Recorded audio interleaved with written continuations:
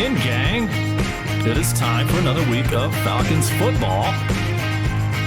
I am A-Bomb. You're watching Coast to Coast on a beautiful Sunday. I am coming at you live from Metro Atlanta. It is ugly and as rainy as it cold and everything that it was yesterday. Today is just the opposite. Beautiful day. Already been out to the park. Got in my steps. Put in about 8,000 steps.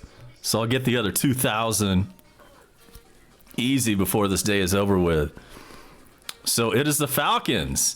It is the LA Rams. Both teams not doing so well right now. The Falcons come into today's play at 1-5. Only win for the Falcons was week 2 against the Phillies. Or check that, against the Eagles. And the Rams' record is 3-3. They are on a 3-game skid themselves. And it's sort of a must-win for both teams, really. We know that Jalen Ramsey will be starting for the Rams. We know that arguably the best defensive player in the NFL, Darnold, is also starting for the Rams today. So what will happen today? It's a beautiful day. I bet the roof is going to be open at Mercedes-Benz. And Fox Sports is about to get us into that stadium any moment now. And here we are.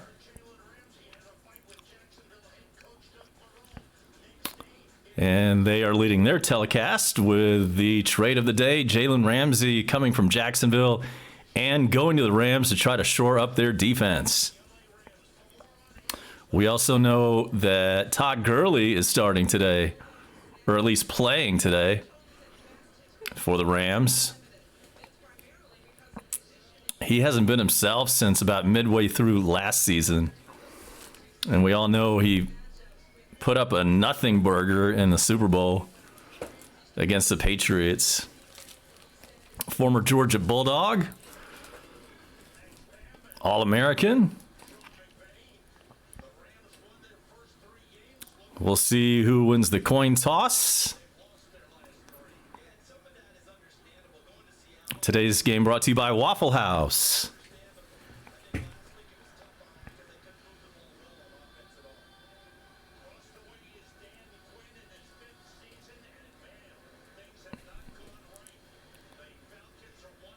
Dan Quinn in his 5th season as Falcons head coach. 40-35 is the record. But don't get that twisted. Since that disaster in the Super Bowl, the Falcons are 1 game below 500. And so it looks like we're about to get underway. And the Rams are going to kick off to the Falcons to start. And man, there's a lot of empty seats at kickoff time in Mercedes-Benz. Holy crap. I should have gone to this game today. I probably could have gotten in for $30.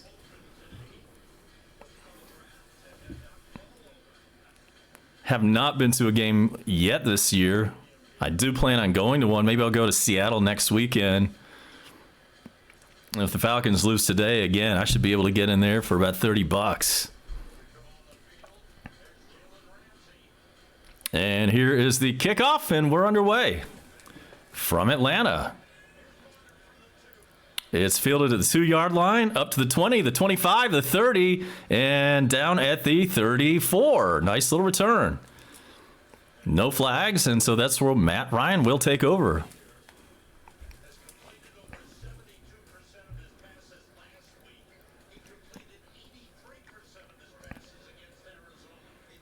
You know how to use the huddle. That's what we call our chat. So join us in there. Come and get some.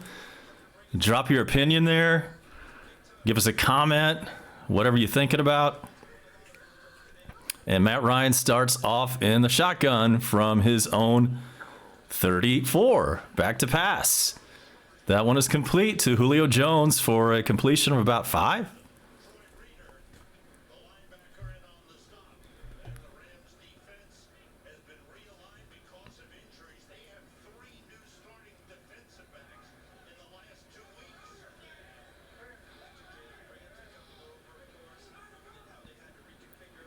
Second down and 5.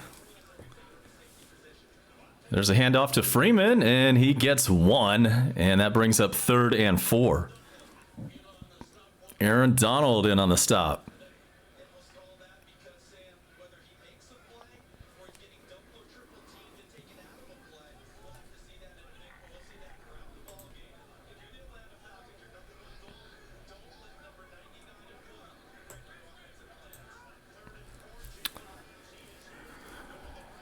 Ryan in the shotgun on 3rd and 3, officially.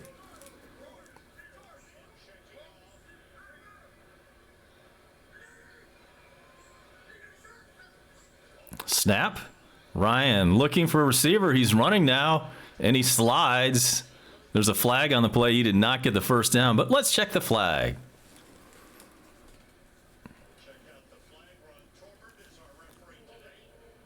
It's holding on the defense. Automatic first down for the Falcons. Okay, then.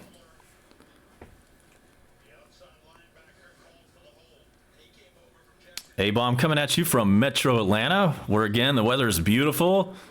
Horrible yesterday. Rained all day. But a beautiful fall afternoon. Got my doors and windows open right now.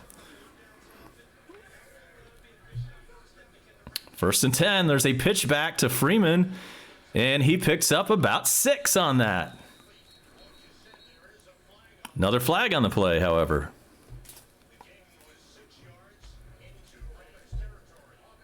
That's holding on Atlanta. Back him up.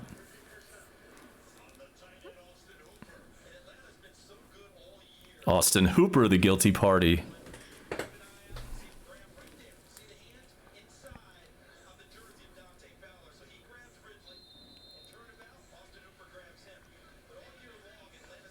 So we got 1st and 20. Ball is spotted on the Falcons 30. Check it, Falcons 35. 1st and 20 from the Falcons 35. Ryan in the shotgun. There's a handoff to Freeman, picks up 5 and picks up 9, and that'll bring up 2nd and about 11. Got almost all of the penalty back on that one play.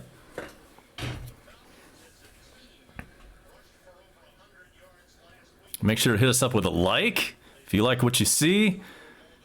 Right now it's Falcons season, so you're not getting a whole lot other than that. However, Hawks season will be starting soon. In fact, NBA season starts Tuesday this week, and we will be bringing you some of that right here.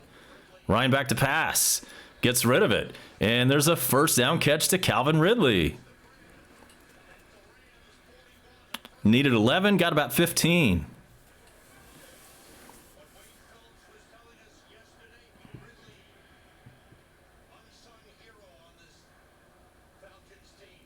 It's not unusual for a lot of empty seats at this stage of the ball game, this early in the ball game in Atlanta. But I've got a bad feeling it's going to stay like this throughout the entire game. We'll check on that later on. Oh, and Ryan, avoids the sack and gets rid of it. That was a nice play. That would have been at least a 10-yard loss. He evaded the sack somehow when it looked like he was already wrapped up. And dumped it out of bounds. 2nd and 10 coming up.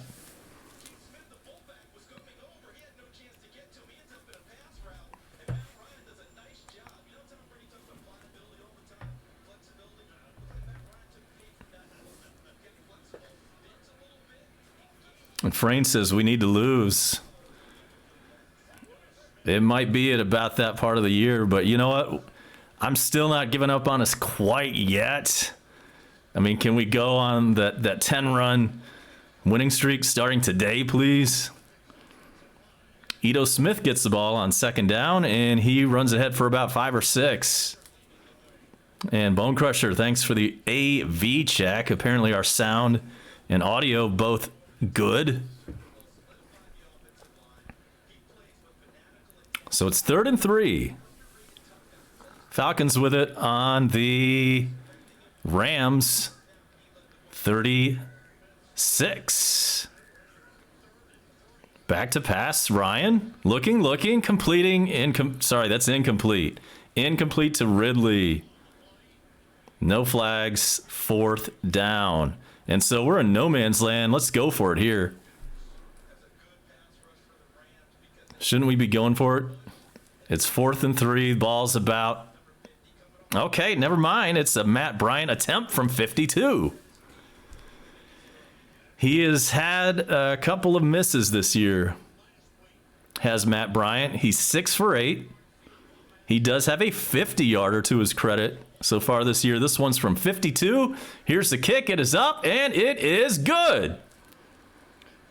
Way to go, Matt Bryant. And we pick up 3 on the opening drive on a 52-yarder. So with 11 minutes and 23 seconds left in the first quarter, the Falcons have a 3-0 lead, and we will be right back after this.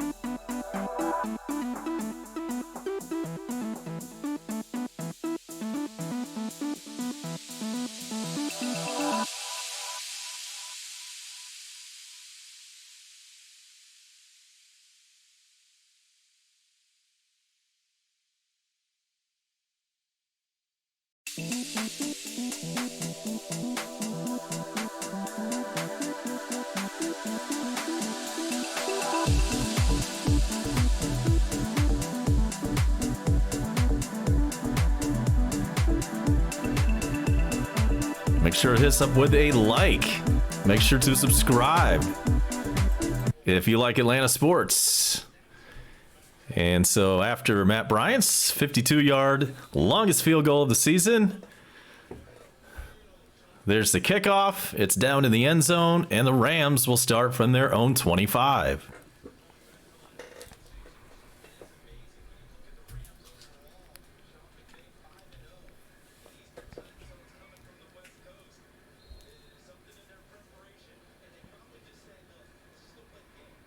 So let's see who's on the field now. Goff under center for the Rams on 1st and 10 from their own 25.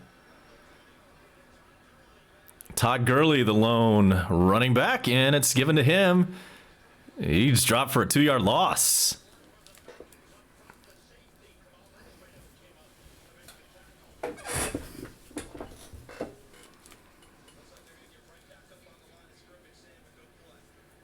In the hurry up. Already ready for this play. Again, Goff under center. Gurley, the lone running back. 2nd and 11 from the Rams 24. Another handoff. This time Gurley takes it about 10. And he's just shy of the first down. So that'll bring up 3rd and less than a yard.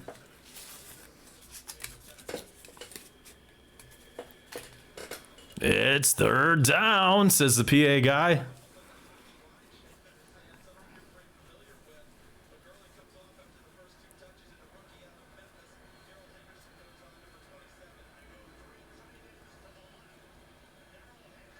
Daryl Henderson gets the handoff. He initially gets wrapped up, but is able to charge ahead for the first down.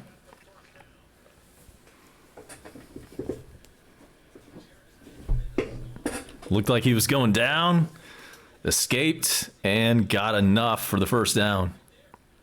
If you haven't heard, Vic Beasley is officially on the trade block now. Falcons trying to get rid of him. 15 and a half sacks in 2016 and hasn't done jack since that year. Fresh set of downs. This one is a handoff to Gurley. This time he picks up one.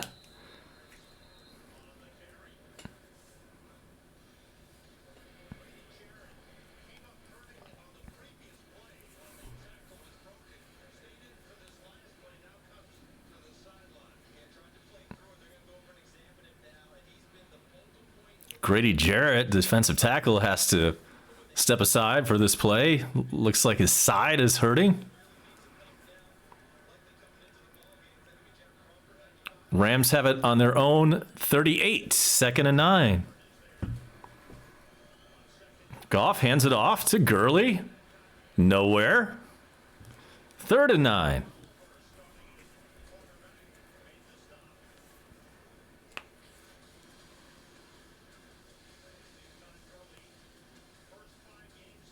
Thanks to Bone Crusher for bringing us that exciting Georgia game last night. Nobody scored in the first half.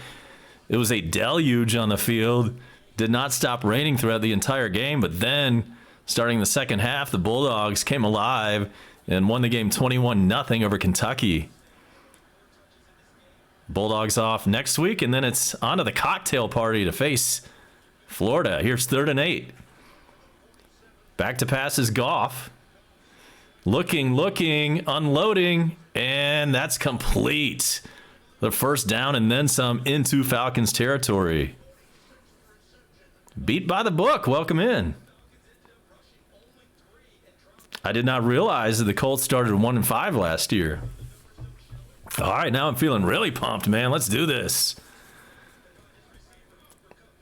So the ball is now on the Falcons. 46. Goff, play action, looking deep. Incomplete.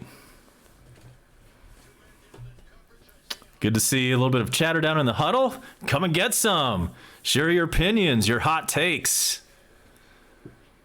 Be heard. And it's 2nd and 10. Rams still have it on the Falcons 46. 2nd and 10. Under center. Here's a handoff.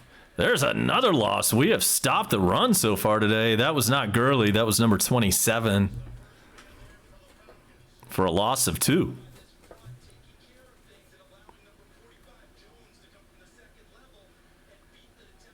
I have not seen what Georgia's ranking is. I believe Georgia was number 10 coming into the game yesterday.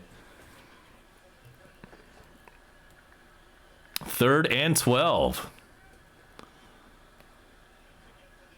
From the Falcons, 47. Goff looking for a receiver. First down. Just damn.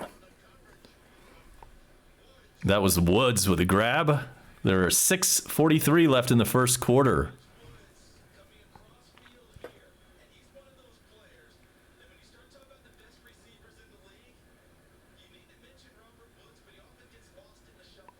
Oliver, that's the rookie defensive back. Did not play him very well there. A little bit too wide open.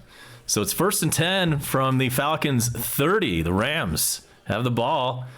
Goff incomplete on first down.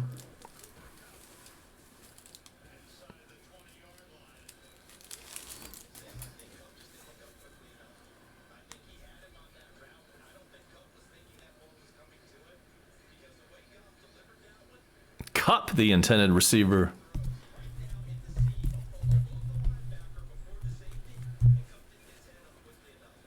Second and 10 from the Falcons 30. Gurley back in. Shotgun formation. Goff unloads and connects underneath, and that is short of the first down. It's going to bring up 3rd and 2.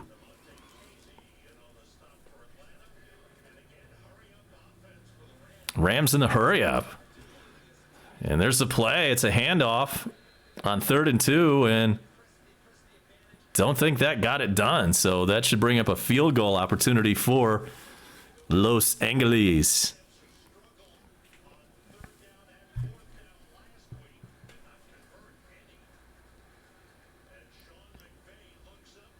Thanks to our sponsor, treasurehunt.ga.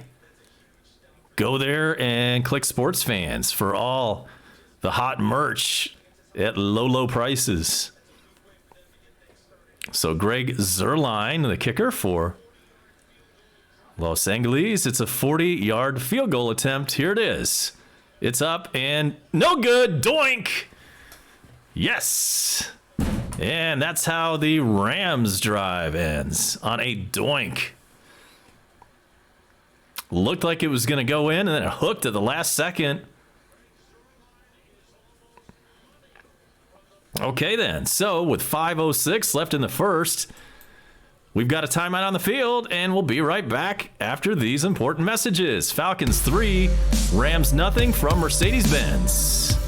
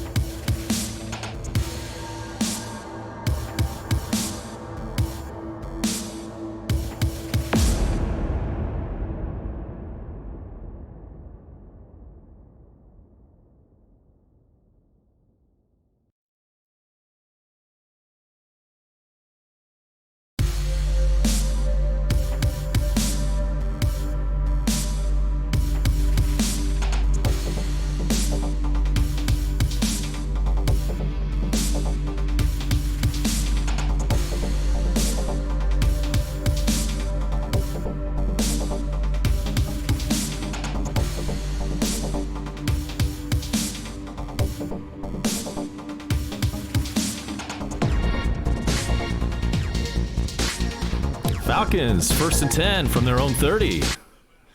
Given to Freeman, and he fights ahead just to get back to the line. No gain.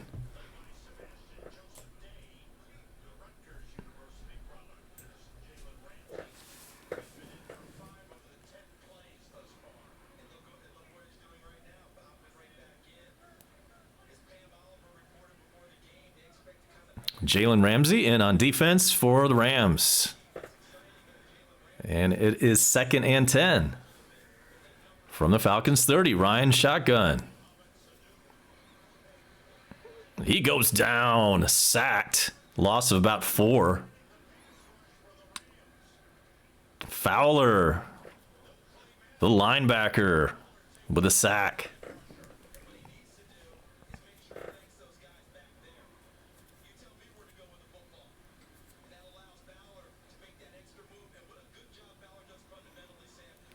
Matt Ryan did good just to hang onto the football. 3rd and 17. Backed up. Falcons on their own 24. And he gets sacked again. Good Lord. Corey Littleton this time.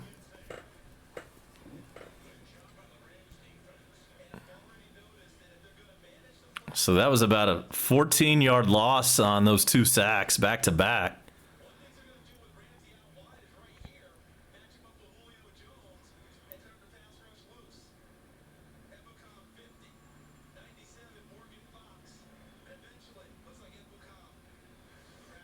Fourth and 25. Here's the punt. And Redfern gets it up. Matt Bosher still out. And Falcons say they have the ball. Okay, no, they don't have the ball. It was just good coverage. It was picked up on a bounce by the Rams, and he was instantly taken down by 3 Falcons, lucky to hold on to the ball. But considering we were punting from near our end zone, that's a hell of a punt. Rams will start the drive from their own 40 as soon as we come back on Coast to Coast. This is A-Bomb. Don't move.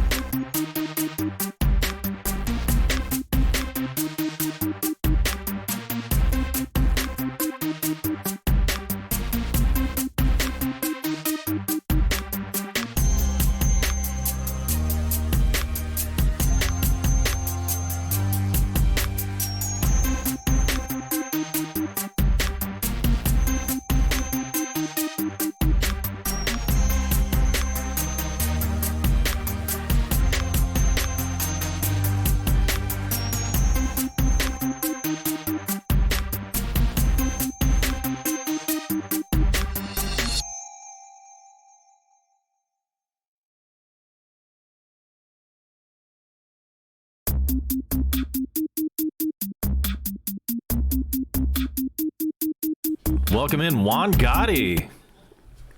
And I don't think we've spoken since the Nationals made it to the World Series after that 4-game sweep. Congrats. You guys will be facing the Astros. And the Rams on first down, completion for about 14 yards for another first down. 2:53 remaining in the first quarter.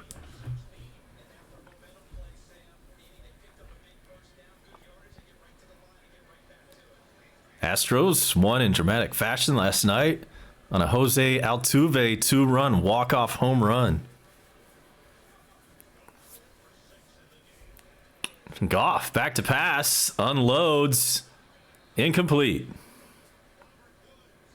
Robert Woods, the intended receiver.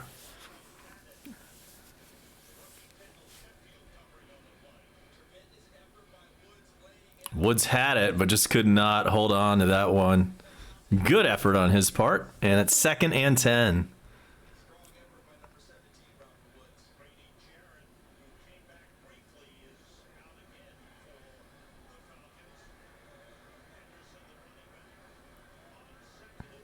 Rams have it on the Falcons. 41. 2nd and 10. Goff back, completing underneath. And that is a gain of about 5. 3rd down coming up.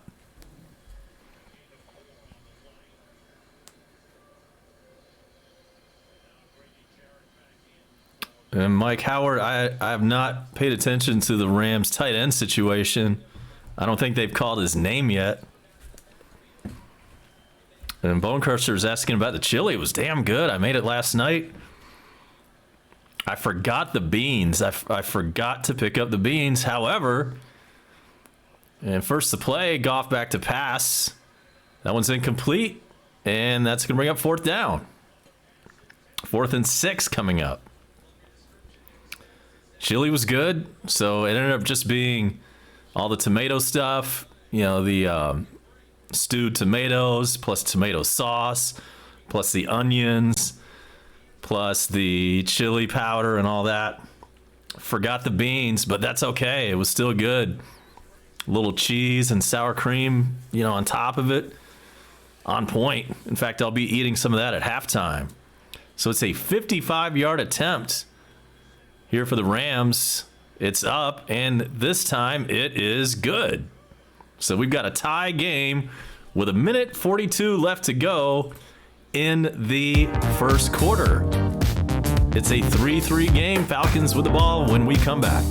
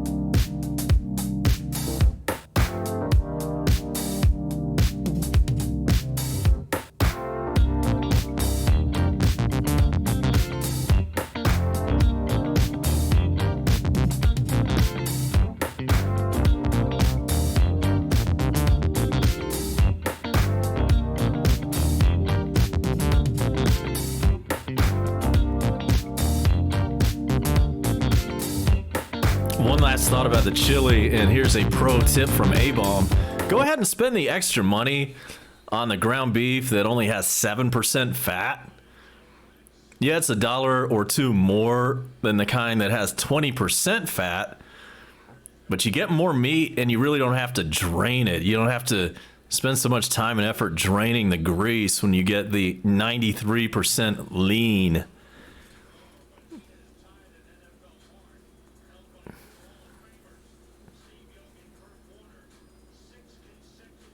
It saves a good step. Plus, you've got more meat in your chili when it's all said and done. Packers have a 7-3 lead over the Raiders. That one is in the second quarter.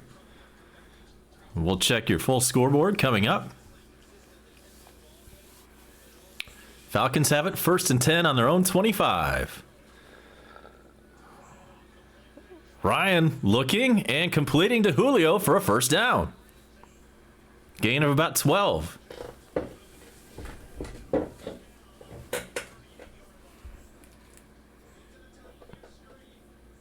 Nice effort by Julio.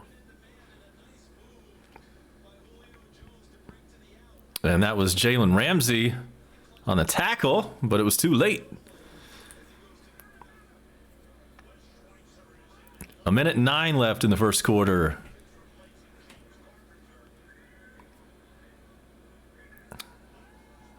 First down. Nice catch on first down. That is Sanu for a pickup of 13 and another first down. Check it. Gage Jr. on the reception.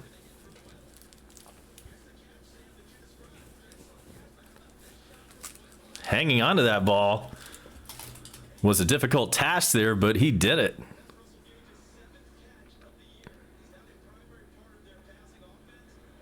Seventh catch of the year for Gage. Ryan 4 for 6 for 45 yards. First and 10. Ryan back to pass, and that one's broken up by who? Fowler again. This guy has made his presence felt today, the linebacker. Here's a game break from Detroit. And we are tied up. Lions and Vikings at 7 apiece in the first quarter.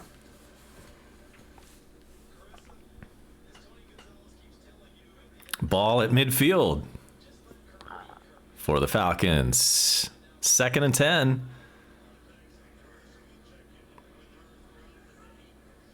Snap. Ryan releases and incomplete. Just Gage should have probably had that catch. That'll bring up 3rd and 10. 15 seconds left in the first.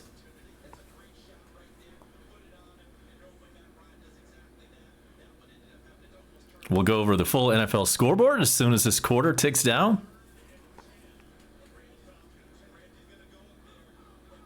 3rd and 10. Midfield, Ryan in the shotgun. Here's the play. Ryan goes long with it. And that one lands out of bounds, intended for Julio. So that will bring on the punting unit. And let's go ahead and catch up on those scores. Brought to you by TreasureHunt.ga. In the first quarter, the Bills have a 6-0 lead over the Dolphins, who are winless. Jags and Bengals scoreless at the end of 1. We just told you the Vikings and Lions are tied at 7. Packers 7, Raiders 3. Colts have a 7-0 lead over the Texans. Cardinals up 14-0 over the New York Giants. That one is in New York. 49ers and Redskins, no score. They are in the second quarter. All other action a little bit later tonight. So we are in a timeout. We will be right back after that timeout here on Coast to Coast. This is A-Bomb.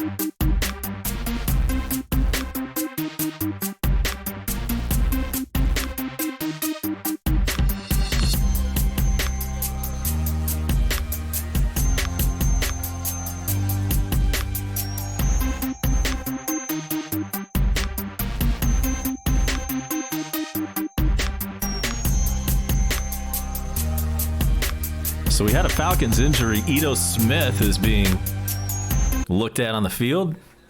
We have 9 seconds left in the first quarter.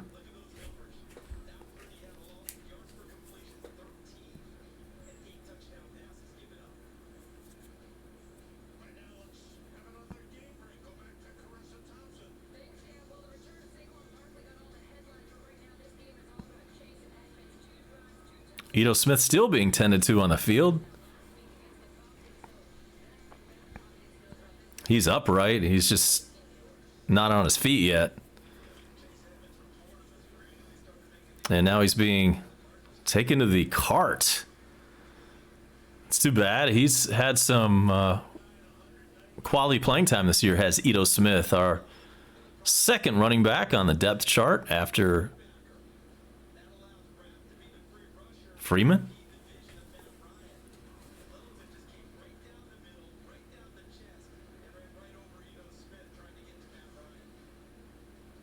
So it's 4th and 10. Falcons with the ball. Cart finally exits the field with Ito Smith on it, sitting up.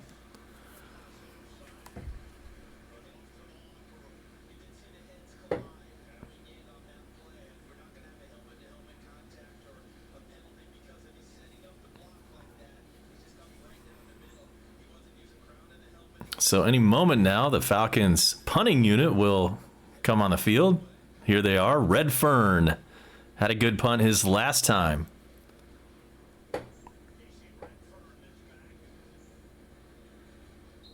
Casey Redfern, if you need him.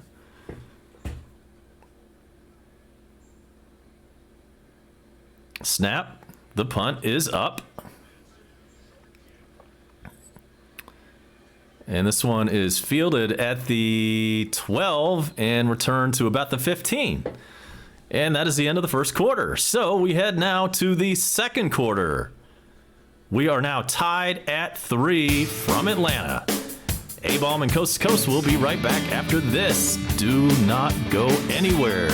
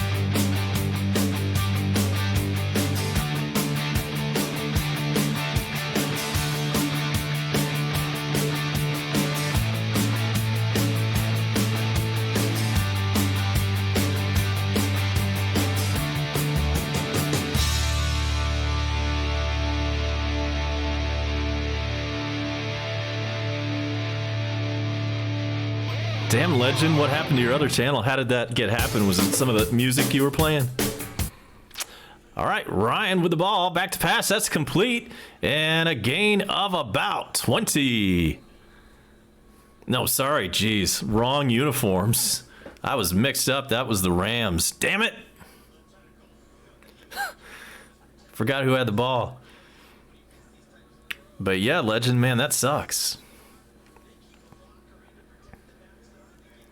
So it's now 1st and 10. The Rams have it on their own 40.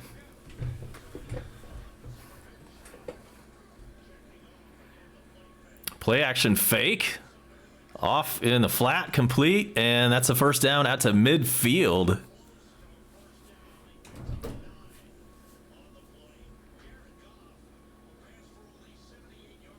Check it is 2nd and 1 at midfield.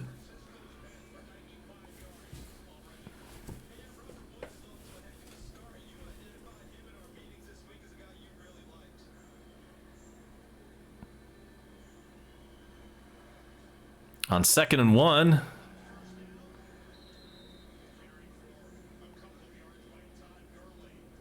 The announcer said it was first down. The screen said it was 2nd and 1. So we'll get that straight in just a sec.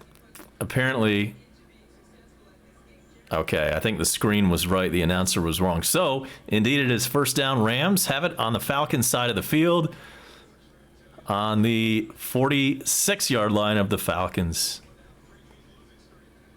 On first down, Goff completes a short one, and that's a pickup of about 5.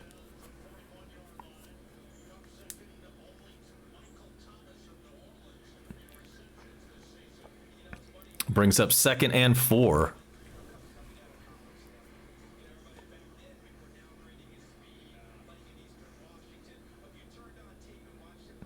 Cooper Kupp, number 18, been targeted more than any other receiver in the league this year.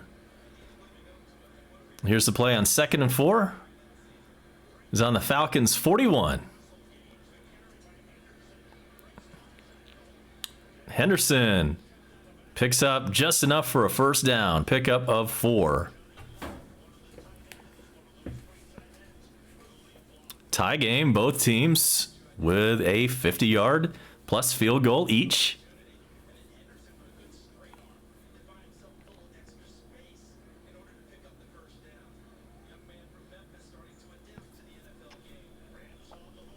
Beat by the book has the Rams D today on his team. Hope that does not go well for you today. Goff going long, incomplete on first down.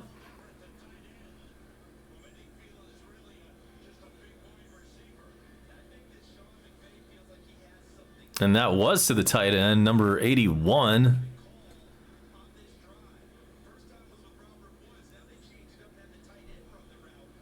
Yes, that was Everett. Everett is in the game for Mike Howard, who was asking earlier. And valiant attempt on that catch. It was just a little too high for him. 2nd and 10 coming up.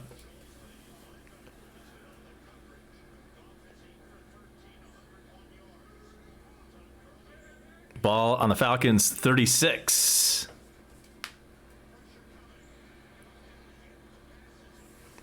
Incomplete on 2nd and 10. And it is a must win for Atlanta. There's a flag on this play, and the Falcons are concerned that it went against them. Oh, jeez. Roughing the freaking passer. You don't have to do anything to get that call anymore. Let's see what happened.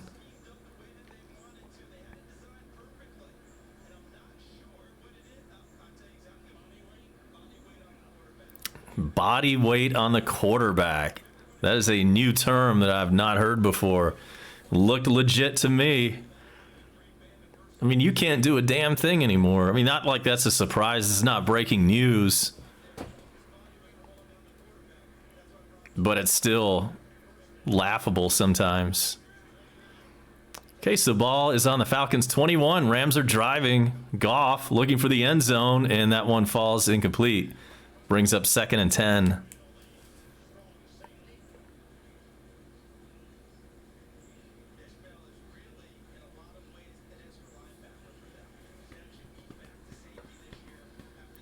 Yeah, the Rams are a bit overrated.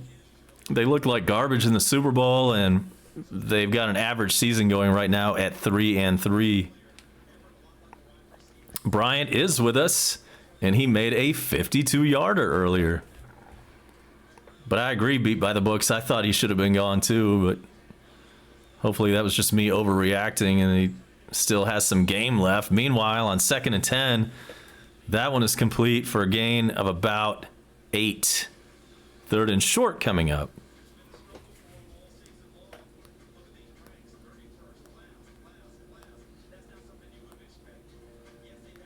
Yeah, Legend, it has gotten crazy with that.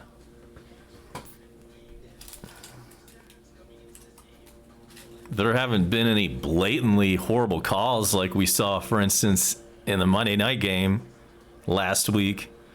But could have done without that play there. That it definitely extended the Rams' drive with that personal foul roughing the passer penalty. And we have a timeout. When we come back, Rams will have it 3rd and 2, and they are in the red zone. Stick around. We will be right back with you on Coast to Coast with A-Bomb.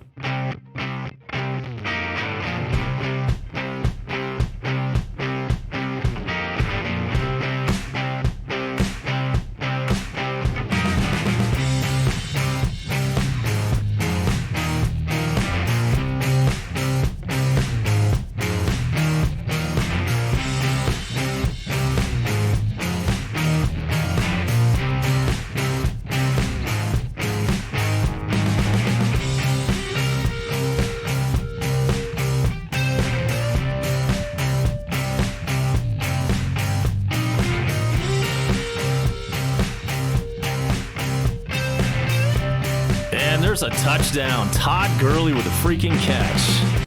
Would you believe that? So it is 9-3 Rams with the extra point coming up. Nice catch, Todd Gurley.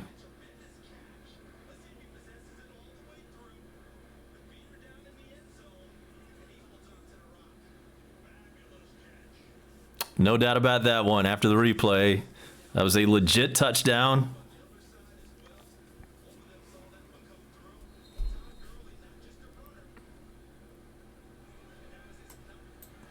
Gurley looking fairly healthy today. Extra point attempt is up. It's good. And with 11:16 left to go in the first half, the Rams have come out on top. They have a 7-point lead. It is 10-3 Rams. Be right back.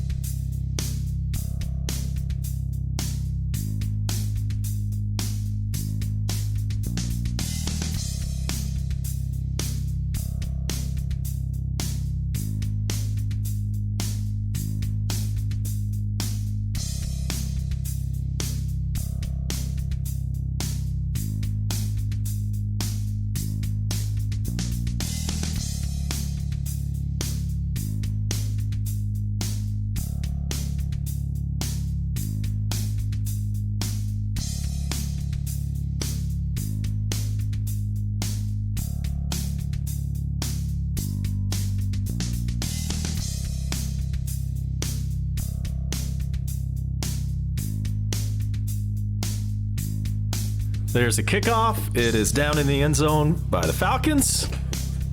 And the Falcons will take over from their own 25 with 11 minutes and change left to go.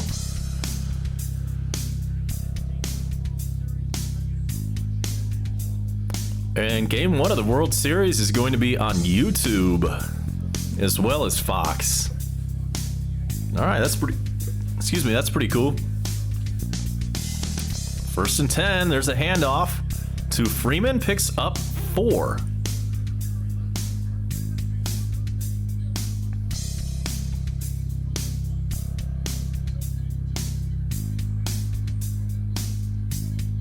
Giants are on the board. It is now Cardinals 17, Giants 7 in the second quarter.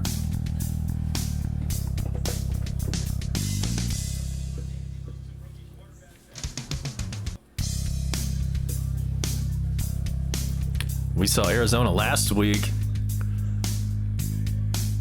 2nd and 7 for the Falcons. Ryan back to pass. Unloads. Caught by Julio. Out to the 42. And a first down. Lions up 14-7 on the Vikings.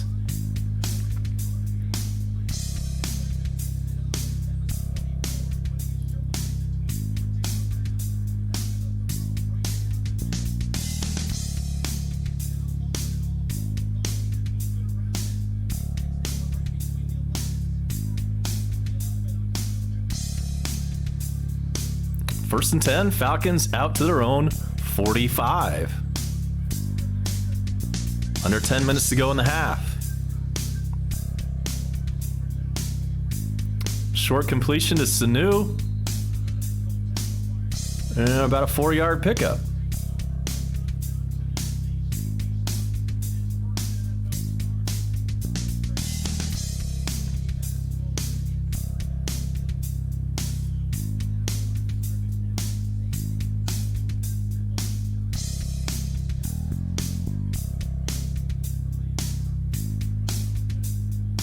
Second and 7. Wildcat formation, and Freeman has the ball. And he gains about 4. It's going to bring up 3rd down, and just into Rams territory now are the Falcons. Make sure to hit us up with a like and or a subscribe, please. It is 3rd down. And about 3. They're calling it a long 2 yards. Matt Ryan, shotgun, gets the ball, unloads. That is a first down. And a pickup of about 6. Ball popped loose, but it was already a dead play by that time. So, fresh set of downs for Atlanta.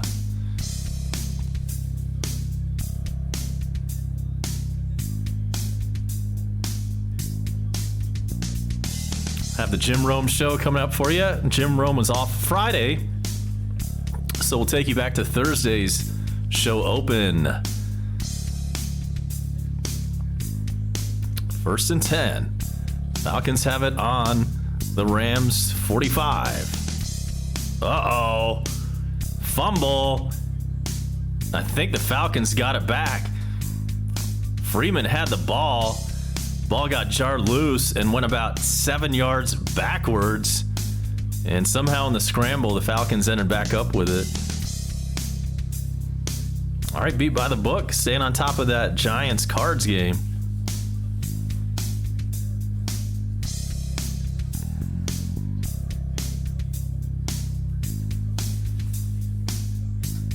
A couple of rookie QBs going at it in that game. Meanwhile, back here, it's 2nd and 17 after the loss. Ball spotted at midfield. 7:07 left in the half. Ryan back to pass. Looking, unloads, and incomplete. Intended for Julio. Coaches on the sideline wanted a flag. There was not one.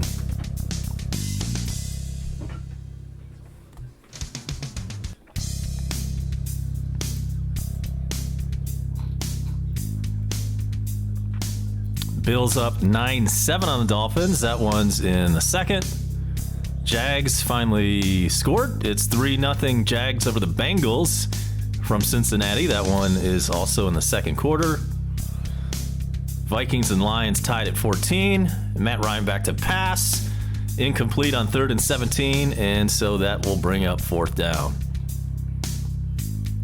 Texans and Colts are playing in Indy. Right now, the Colts have a 1-point lead. It's 7-6 Colts over the Texans. As mentioned by Beat by the Book, the score from New York is now Cardinals 17, Giants 14 after a special teams touchdown. Niners, Redskins still scoreless at the 2-minute warning.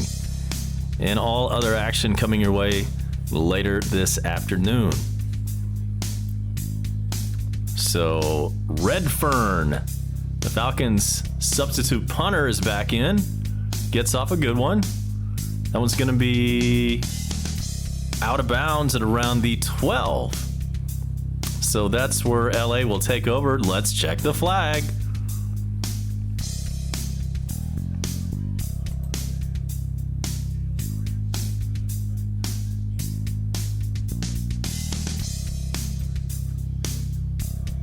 Who was the flag on?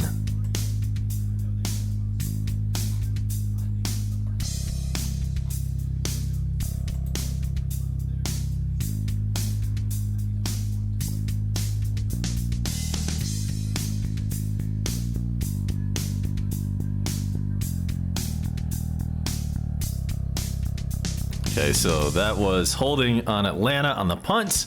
LA has elected to tack on 10 yards to the end of their run, and so now it'll be around the 22-yard line. That is where the Rams will be to start this next drive as soon as we come back on Coast to Coast. You're watching Falcons coverage of Falcons Rams with A-Bomb. Be right back.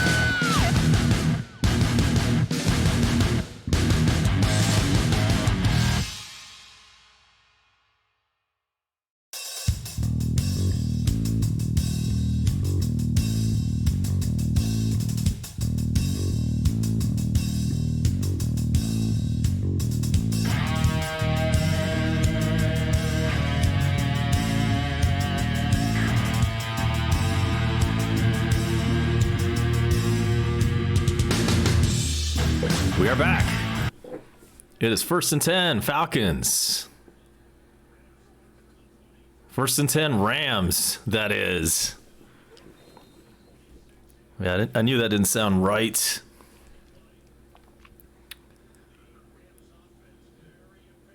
And on 1st down, they do a running play and pick up about 2 or 3. I'd like to thank Waffle House for their sponsorship. Also, treasurehunt.ga and 317 subs reported. Thank you. Make sure to hit us up with those and likes. And we'll all have a good time if we do that. Follow those rules. And on 2nd and 7, there's a completion for a first down. Goff connects with the receiver out of bounds. And 6 minutes left in the second quarter. Falcons need a stop.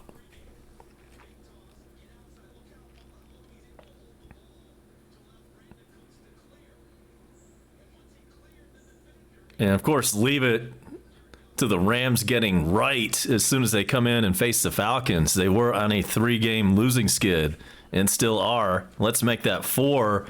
But that's been a common theme this year. And first the play, that's incomplete on 1st and 10. But we've seen it before, time and again this year. Teams that are struggling, quarterbacks who are struggling, face the Falcons and suddenly they get right for at least that 1 week. And we're definitely seeing that again today.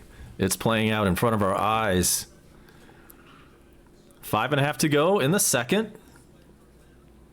Jim Rome coming your way at halftime from Thursday.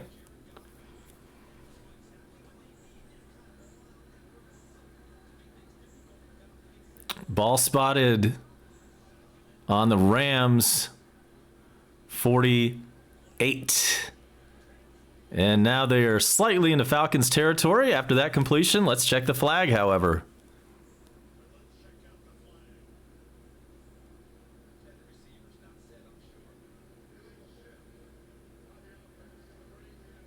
That one's on the Rams.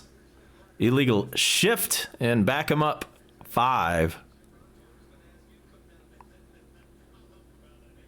2nd and 15 coming up. And back to the Rams part of the field they go, albeit right near midfield.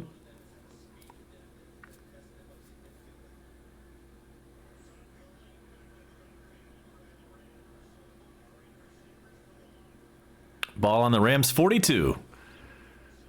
Screen pass. And this one was fairly successful. Pickup of about 7 on 2nd and 15. It's going to bring up 3rd down. And a few more to go.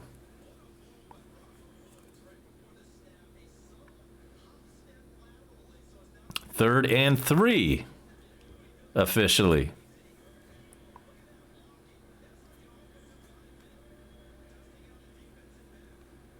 It's 3rd down. Need a big stop.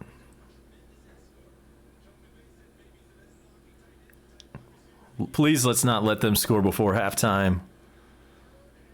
It's 3rd and 3. And it's incomplete. 4th down coming up. No flags. So Falcons will get the ball back. Clock stop with 4:25. Just off the fingertips of Everett, the tight end. He's made a couple valiant efforts and has come up empty so far on those.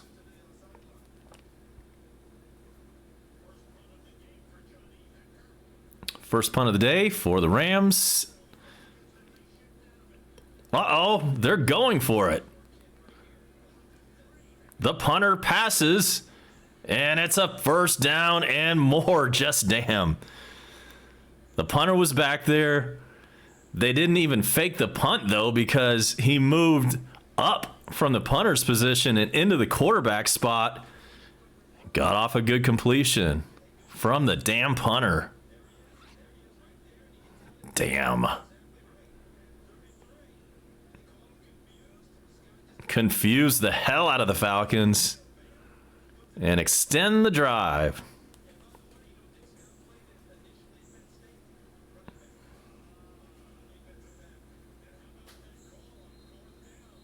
Johnny Hecker actually has 1 career touchdown in his 8-year career. Did not get one here, but he certainly did the job by throwing a pass that was good for about 15. So 4 minutes and 4 seconds remaining in the first half.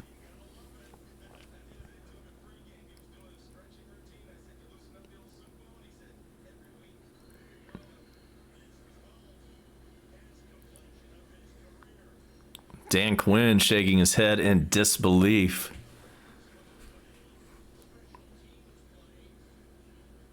We've already heard Falcons ownership saying we are not going to address the coaching situation until the bye week, which is coming up in 2 weeks, I believe. I believe 2 weeks from now is when that happens. And so pretty much a done deal that we think that Dan Quinn is going to get fired at that time if he cannot win these next 2 games. First down play, connection for about 13 for another first down, and now the Rams are inside the red zone. Falcons all 3 timeouts remaining with 3:45 and ticking.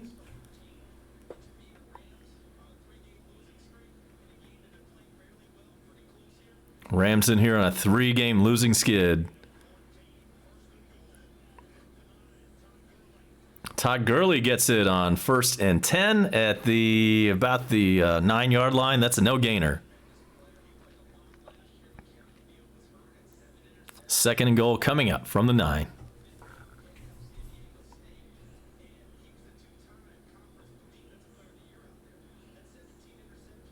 Rams in no hurry to get this play off. They want this clock to tick down.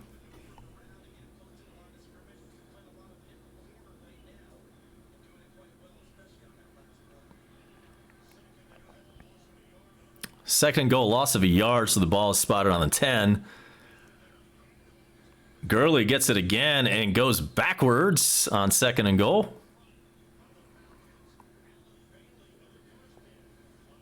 You'd think maybe the Falcons would want to use a timeout here to preserve a little bit of time for a scoring drive here at the end of the first half, but it does not appear that we're going to do that, at least on this play. All 3 timeouts remaining for Atlanta. So it's 3rd and goal. Ball is now on the Falcons 13. It keeps going backwards. Here's the play, and it is only a gain of about 3. And so it looks like this one's going to tick down to the 2-minute warning.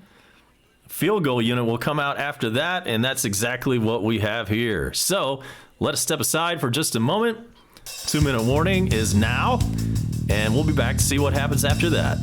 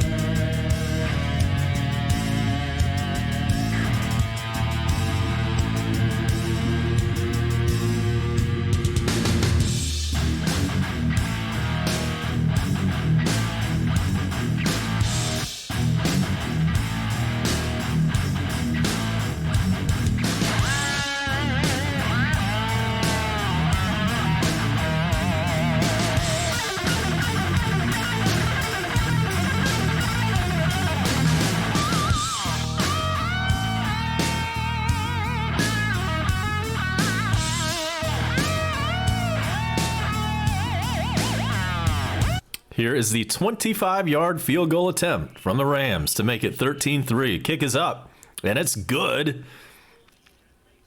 And with 1:56 left in the first half, Rams up 10. It is 13-3.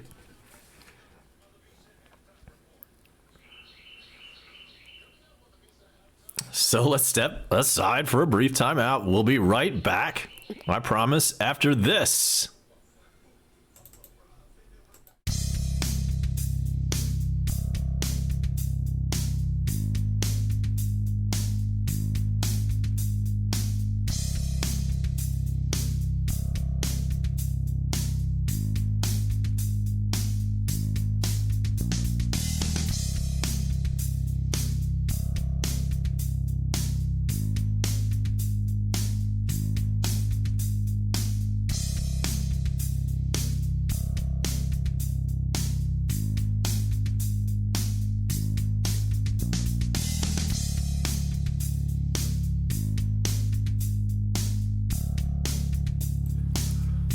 So Rams getting set to kick off after that field goal make.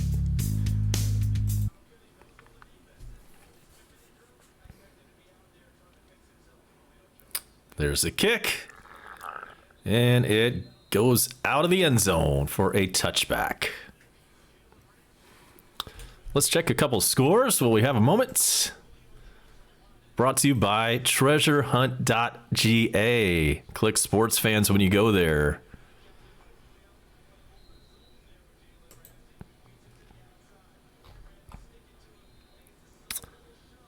Dolphins with a 14-9 lead over the Bills now. 3:03 left in the first half.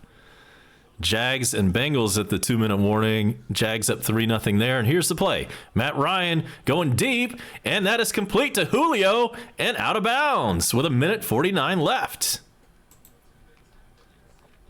Vikings and Lions tied at 14.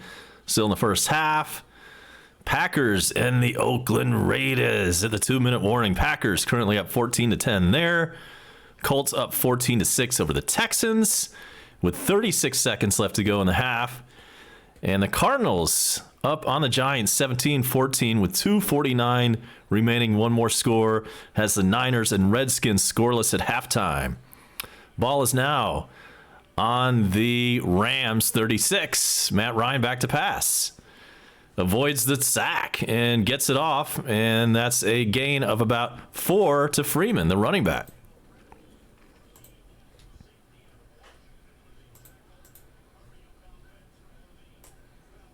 Falcons in the hurry up. All 3 timeouts left, 1:29 and ticking at 2nd and 6. And Matt Ryan back, unloads, and it goes out of bounds. 3rd and 6 coming up.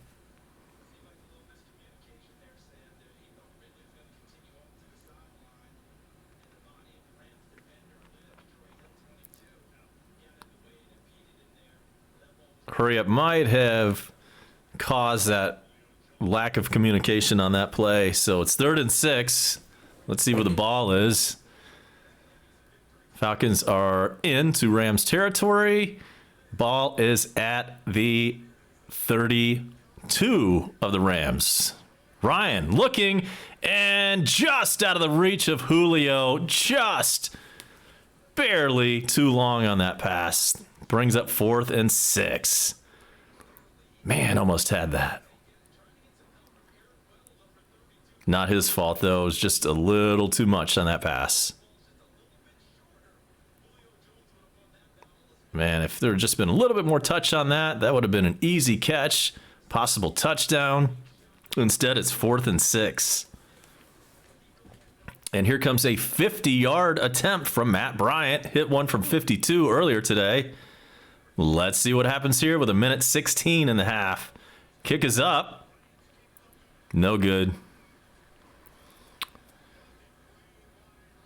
No good. Used to be automatic for the man.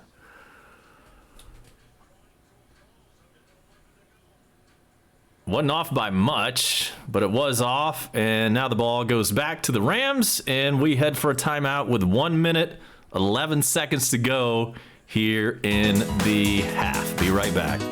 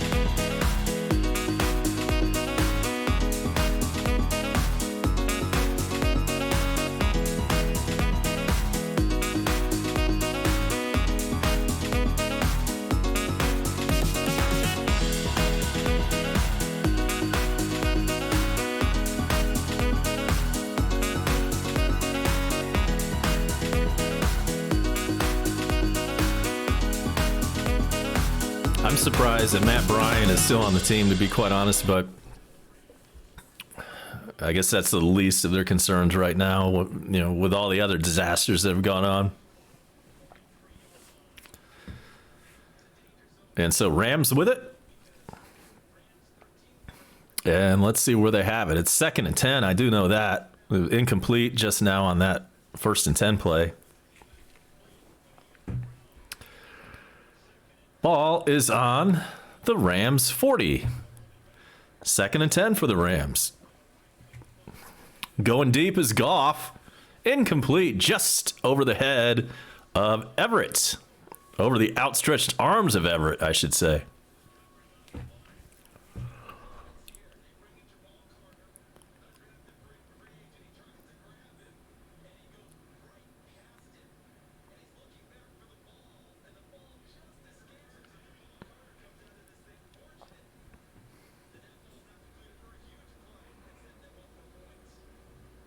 So it's 3rd and 10.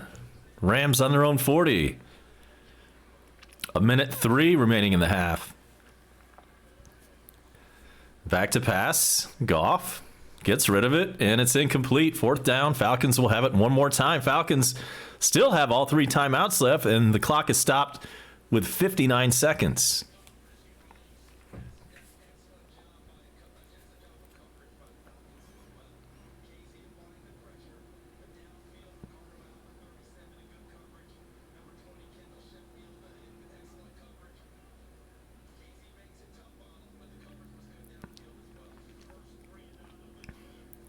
So last time the punting unit came out, it was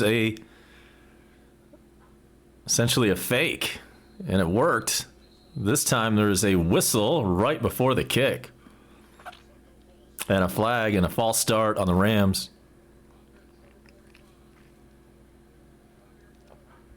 And Bone Crusher lets us know we are now simulcasting and streaming on Twitch.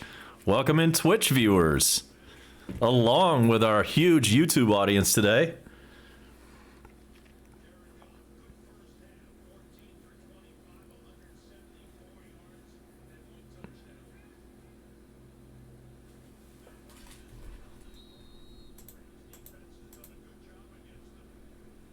Jim Rome coming up for you at halftime.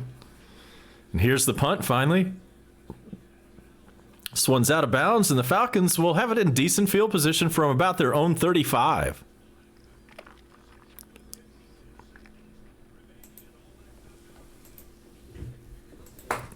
And remember, all 3 timeouts left.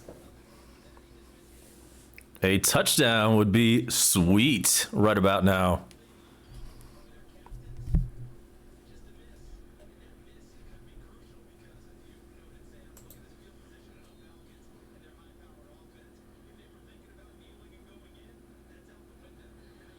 All right, so 52 seconds to work with. Here's the play. Ryan looking, and a little dump off to Freeman. He managed to get out of bounds after picking up about 2 yards. 44 seconds left.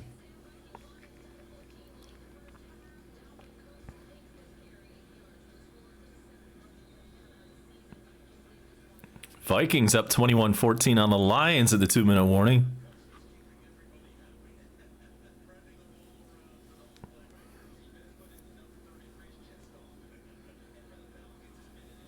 Second and 8, 44 seconds. Clock is stopped. Falcons, all 3 timeouts left.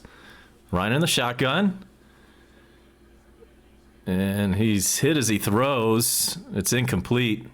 3rd and 8 coming up. And Ryan wanted a flag of some sort. Did not get it.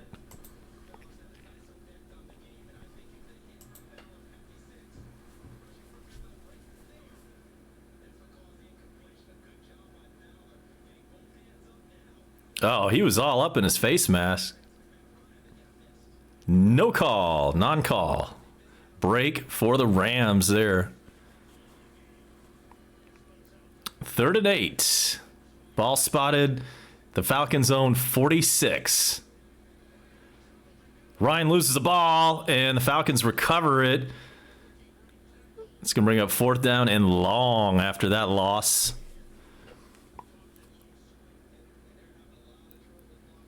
Clock's still running.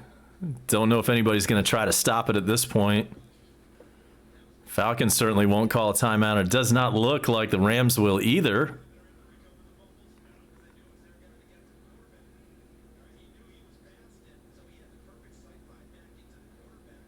Matt Ryan fumbled it, and McGarry covers it up.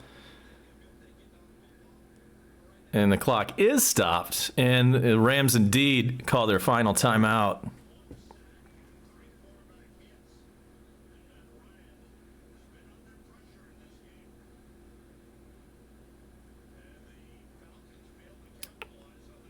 And the fumble was a result of heavy pressure from the Rams pass rush. So timeout Rams. That's their last. Going to be 32 seconds left. Or there are 32 seconds left by the time the Rams get it after this punt. It'll probably be more like 25 seconds. So Redfern, a busy man today. Here comes another punt. This one is fielded at the 15. Player's running backwards. Now he's running forwards at the 30, the 35, the 40, and out of bounds at the 48. 17 seconds remaining now for the Rams. No timeouts. But they do have a Hail Mary opportunity at the very least.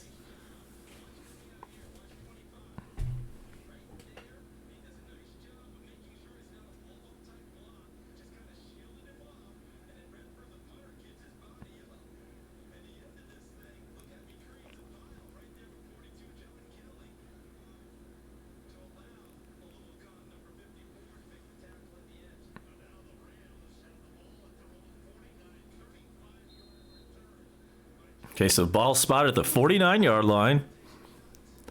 17 seconds remaining. No timeouts for the Rams.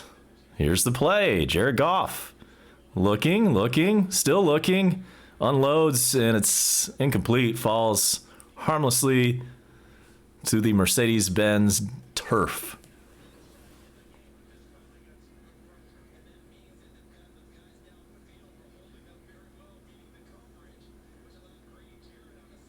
I wish they'd do a shot of the crowd. There was nobody in the stands. Oh, yeah, there is a shot of the crowd. And there's still nobody in the stands here as we approach halftime. I thought about going to the game today just because I know I could have gotten in cheap. I might try that next week and see how that goes. All right, so on 2nd and 10, there's a completion. This game is now officially at halftime. Clock runs out on the Rams. They were trying to spike the ball with about a second left, but it did not work. So, good news, the game is in reach for the Falcons. Bad news is that we're losing 13-3 to the Rams. It is now halftime, and it's now time to send you to the Jim Rome Show. Hope you enjoy that. See you after halftime. Live from Southern California, this is the Jim Rome Show with guest host Bill Ryder on CBS Sports Radio. Welcome back into the Jim Rome Show. Bill Ryder filling in. Thank you for listening. Happy Friday. The program is brought to you by Rocket Mortgage by Quicken Loans. Rocket Mortgage is with you every step of the way to provide a seamless mortgage experience.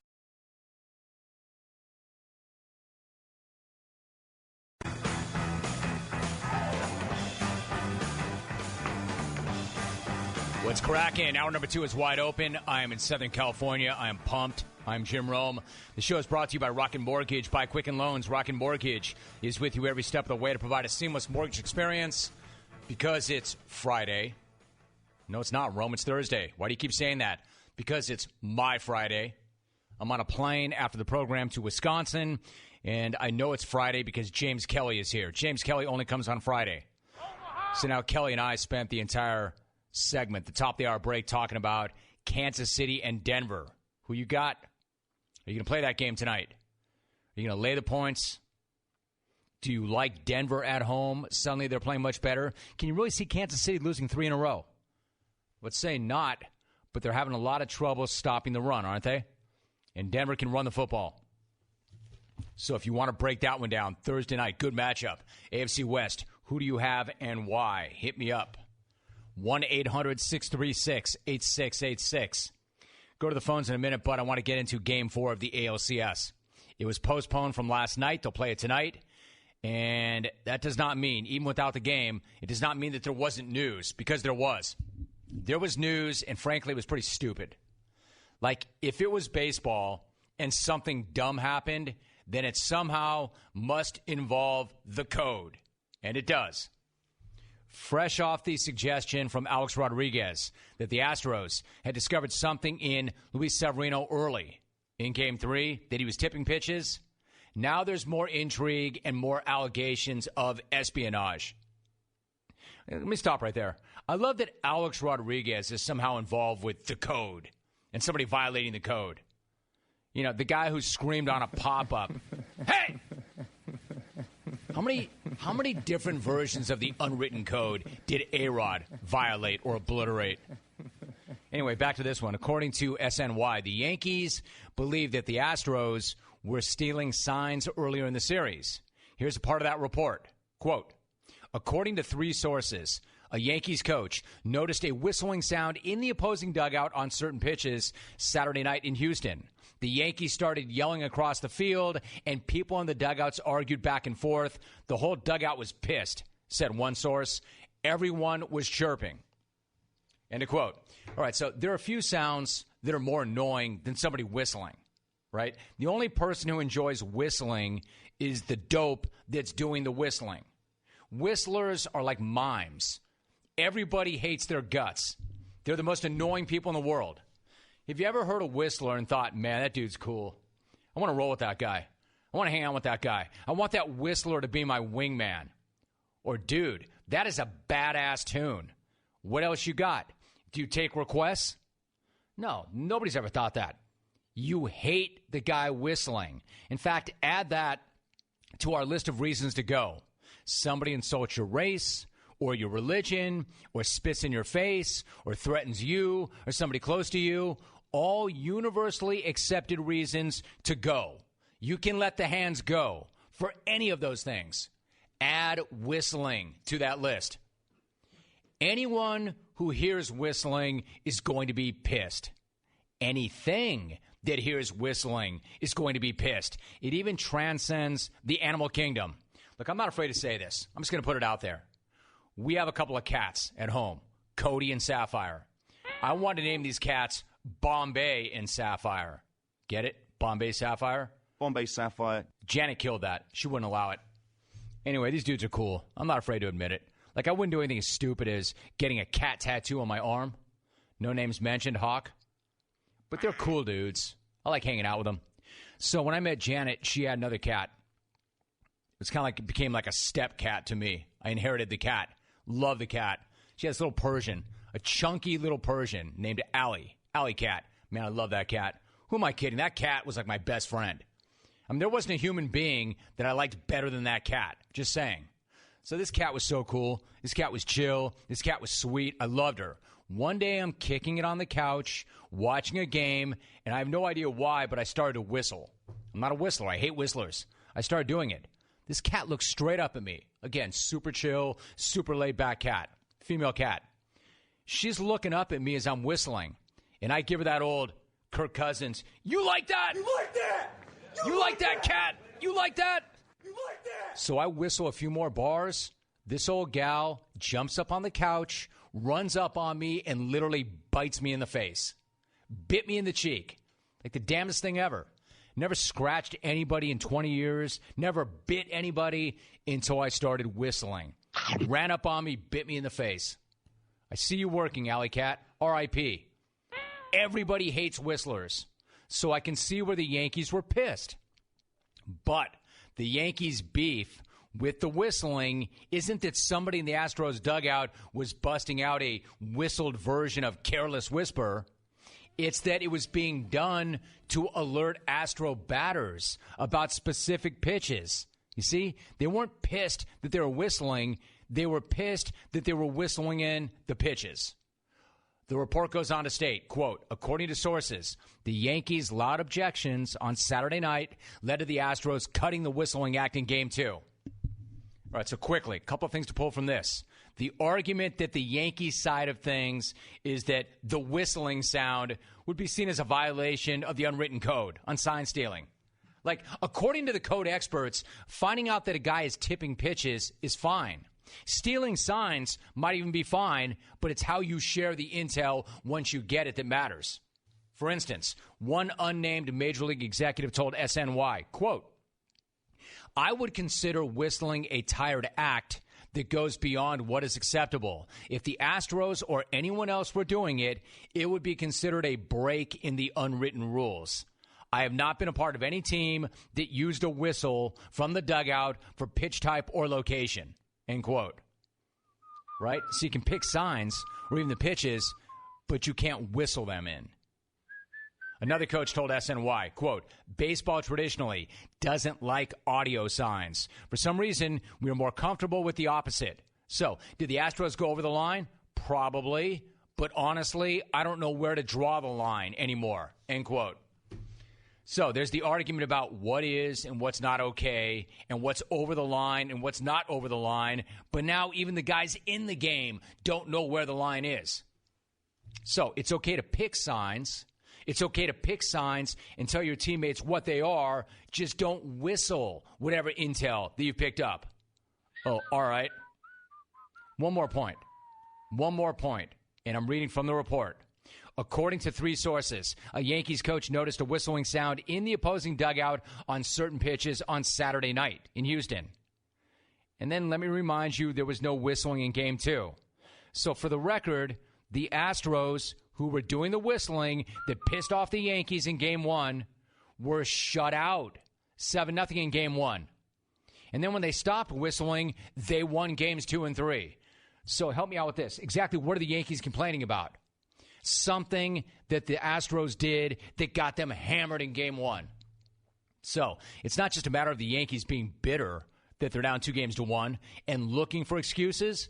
The excuse comes from a game that they dominated. Houston had 3 hits in Game 1 and 0 runs.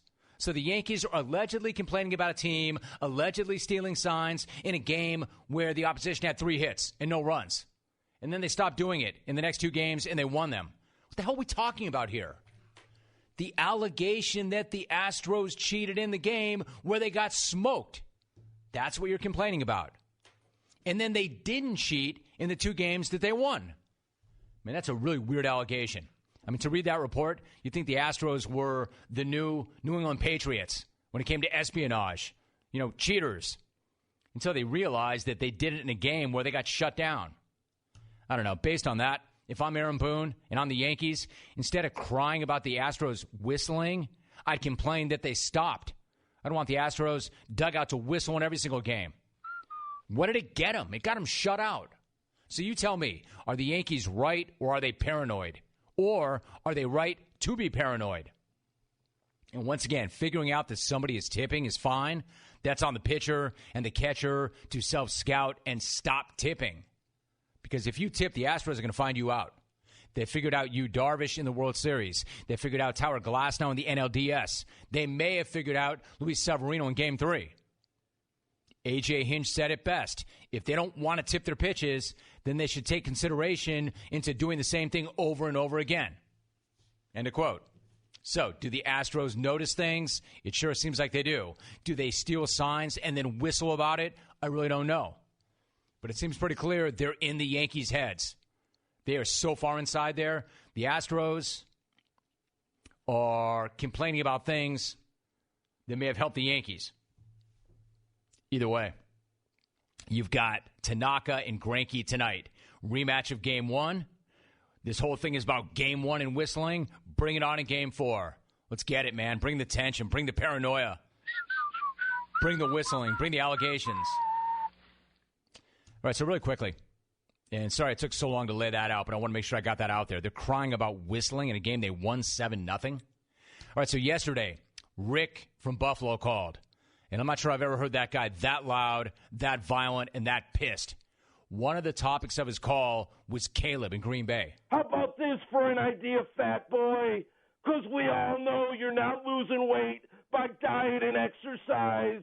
When you finally admit defeat, I'm going to start a GoFundMe page with all proceeds to be used towards your Al Roker fat man surgery.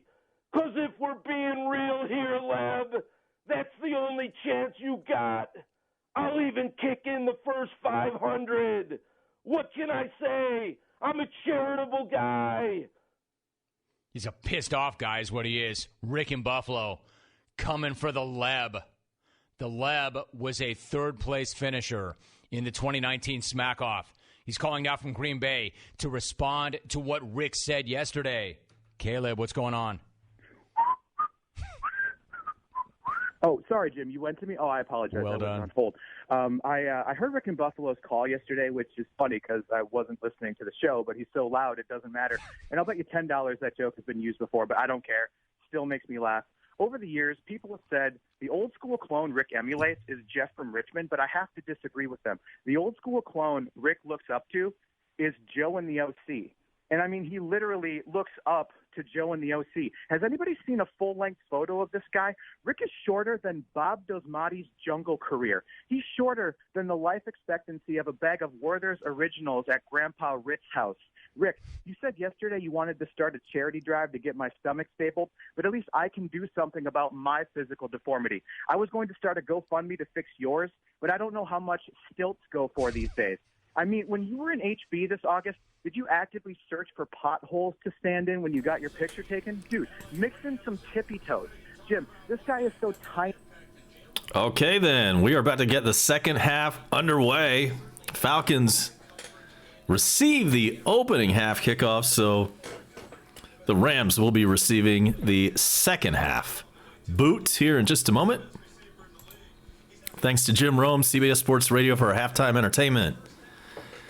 And we're ready to go. Here is the kickoff. Still a very small crowd. LA fans obviously did not make the trip all the way across the country to Atlanta for this one.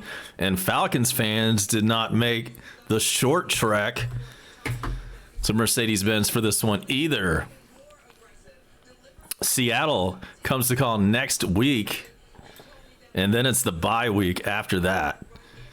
And again, if the Falcons do not win a game between now and then, we expect Dan Quinn to get fired during that bye week.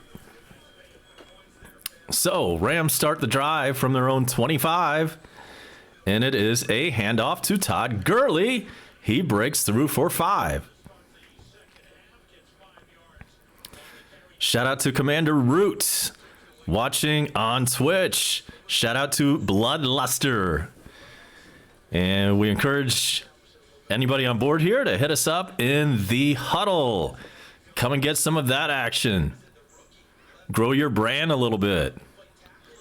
We will give you a shout out.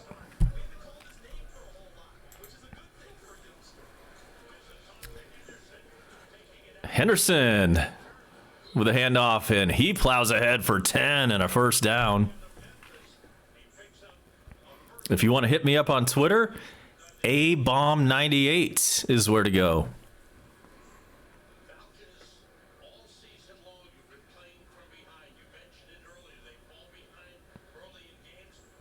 Falcons are outscored this season 120-50 in the first half. That is the worst in the National Football League. 1st and 10, Goff throws incomplete.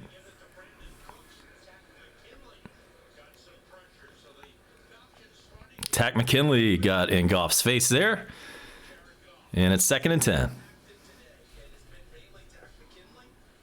Thanks to Waffle House for sponsoring our stream today.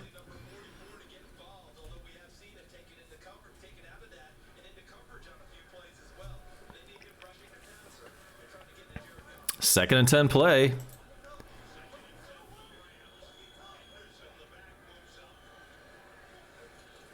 Goff back to pass, looking long, and that time he connects with Everett. It took him a few tries. This time it's a gain of over 20.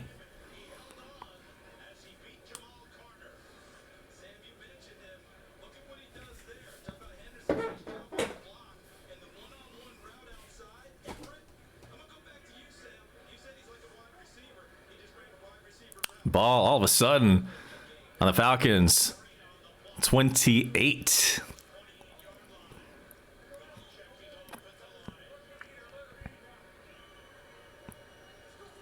Goff under center. Fakes the handoff. Looking for a receiver. It's caught down below underneath. And a pickup of 7.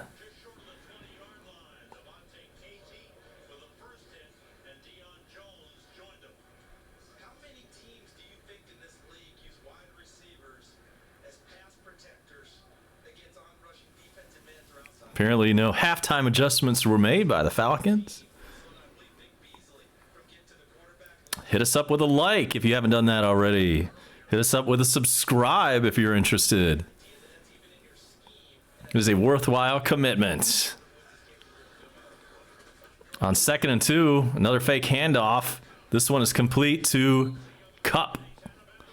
And he's out of bounds with a first down.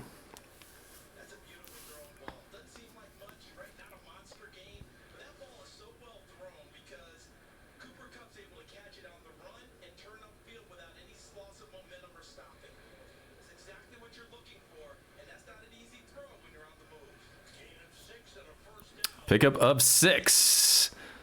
This is now 1st and 10 from the Falcons' 14-yard line. Hand off to Gurley. He gets stuffed right away.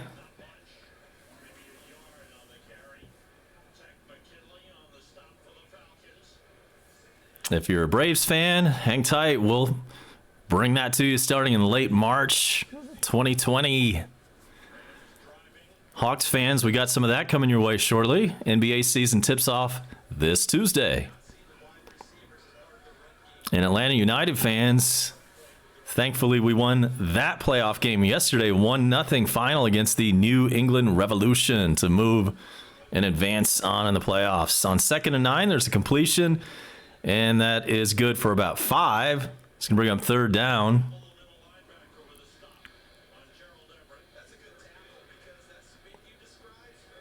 3rd and 4 officially.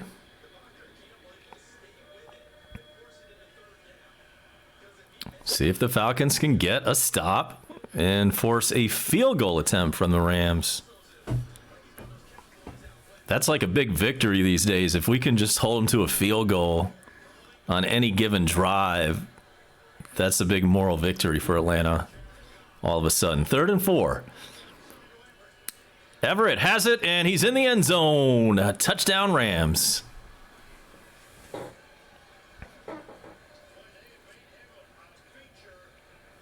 And somebody was asking about this guy early on into the stream. Who was that? Mike Howard. Has the Rams tight end Everett been in the game? I wasn't aware of that name at the time. Now his name's getting called every other play. He's in the end zone for his first touchdown of the afternoon.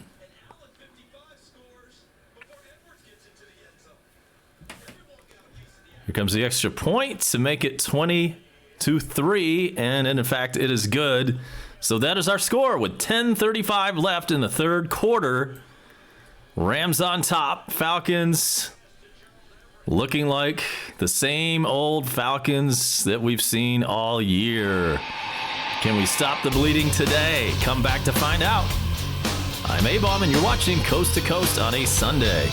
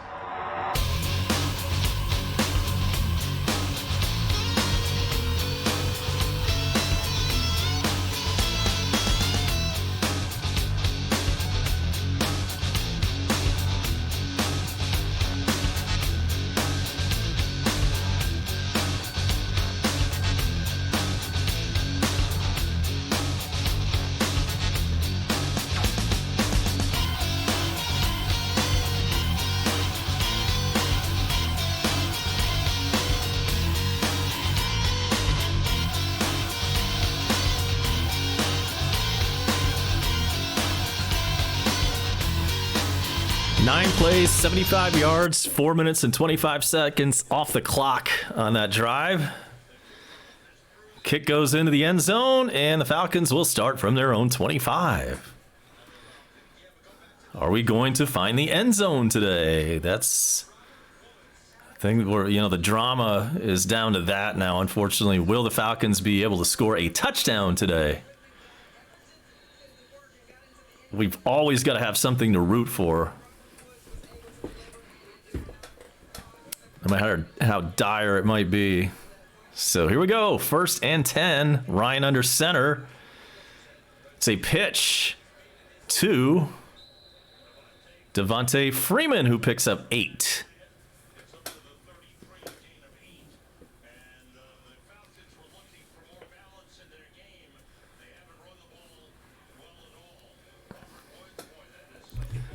Seattle comes in next week, and then it's the bye week. 2nd and 2. Falcons have it on their own 28. Check it. Their own 34. Ryan looking. Throwing out of bounds. 3rd and 2 coming up. There is a flag. Check the laundry.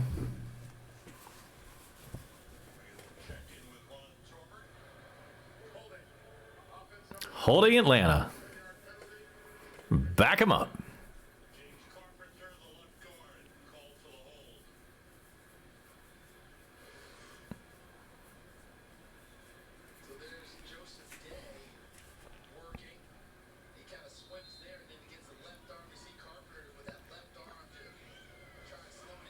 Second and 12. And this thing is backed up to the Falcons' 24-yard line.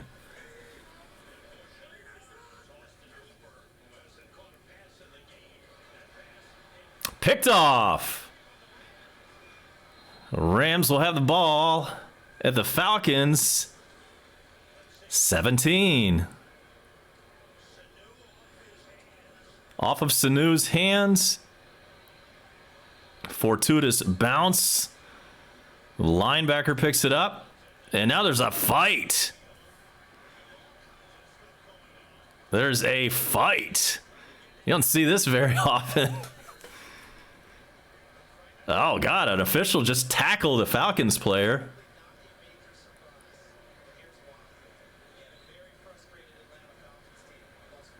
Obviously a frustrated Atlanta Falcons team. This is going from bad to worse. I hope that... Please don't wait till the bye week to fire this clown.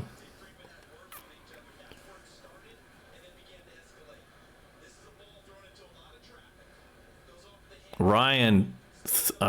jammed that one through some traffic. Bounced off Sanu's hand. Took a big bounce. Linebacker picks it up.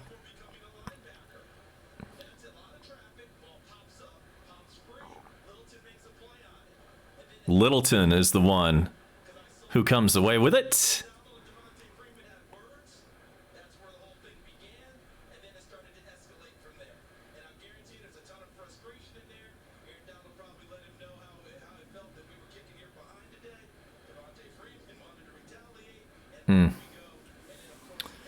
It's gone from bad to worse.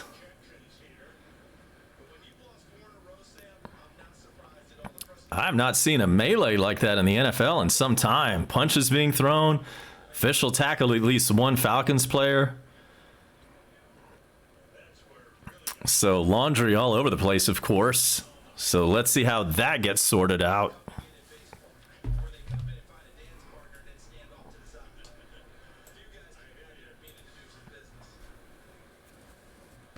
And when the dust settles, it will be Rams ball deep into Falcons territory.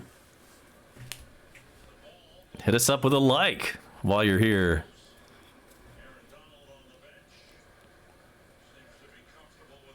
Officials still trying to sort everything out, picking up the flags, etc.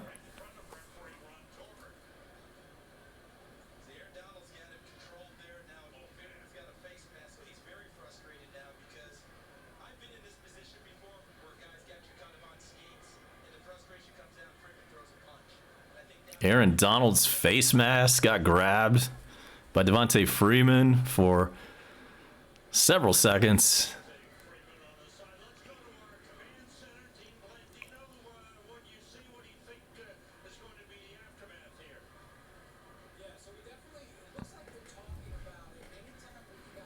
Officials talking it over, trying to figure out what to do as far as penalties. Will anybody be ejected?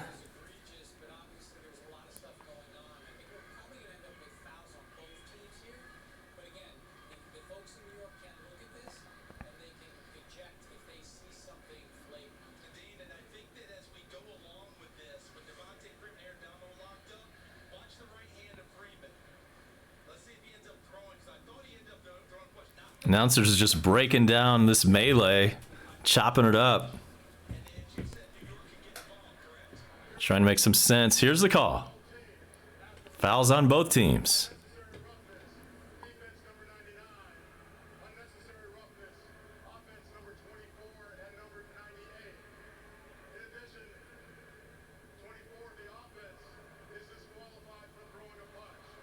And Devontae Freeman has been tossed from the game. And the ball will be spotted on the Falcons 16.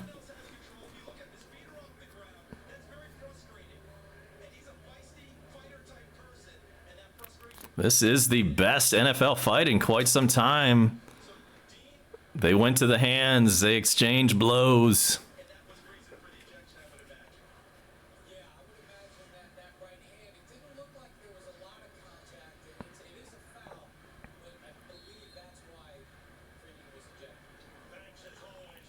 All right, we're about to play football. Ball spotted on the Falcons 16-yard line. Rams with it after the interception. First of the day. There's a handoff. And big hole, 7-yard pickup for Todd Gurley.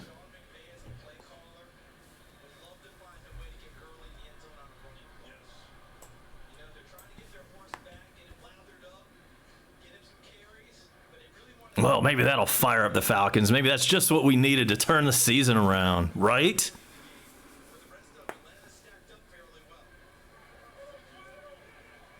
Second and 2. Ball is spotted on the Falcons 8. It's another handoff to Gurley, first down, and he is tackled at the 3-yard line. First and goal coming up for Los Angeles.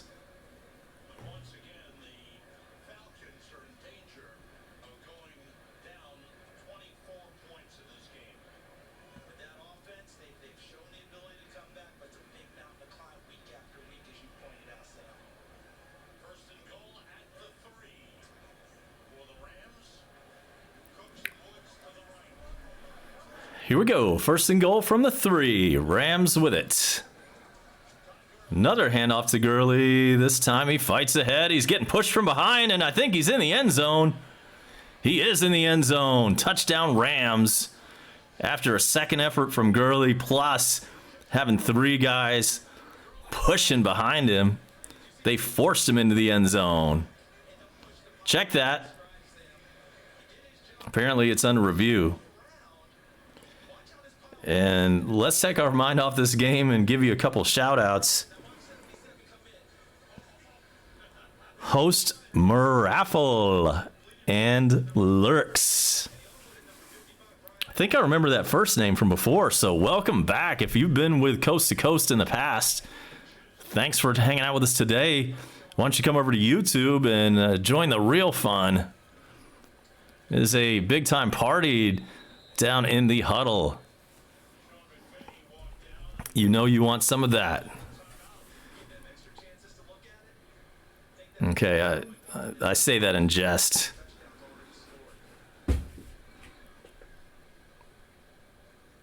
We're lucky to have any fans on board today. We've currently got 8. And we appreciate all 8 of you right now who have decided to stick around.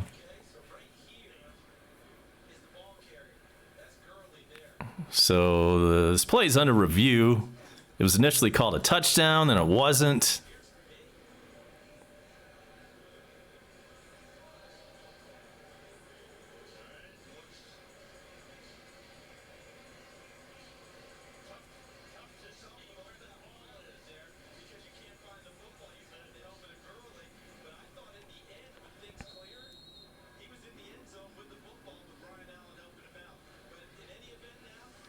Well, instead is not a touchdown. It is 2nd and goal from the 6-inch line. Sneak attempt.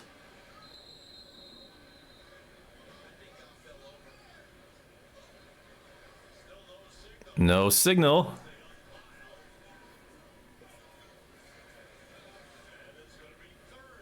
All right, it's going to be 3rd and goal from the 3-inch line.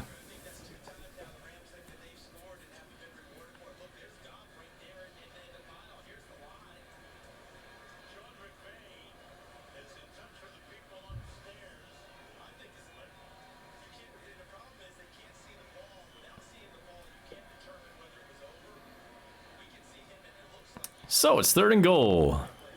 Ball spotted just inches away from the goal line. This time it's a pass play. Goff's going to take it in himself. Touchdown Rams. Goff into the end zone. And there's your score.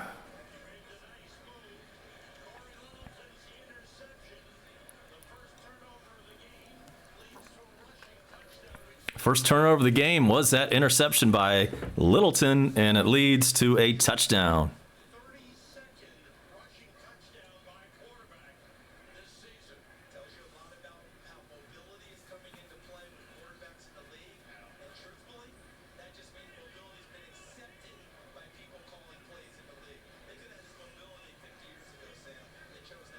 Extra point attempt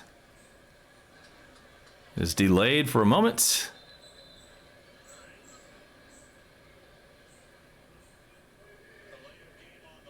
In fact, we have a delay of game call on the Rams, so back the ball up 5 and redo the extra point.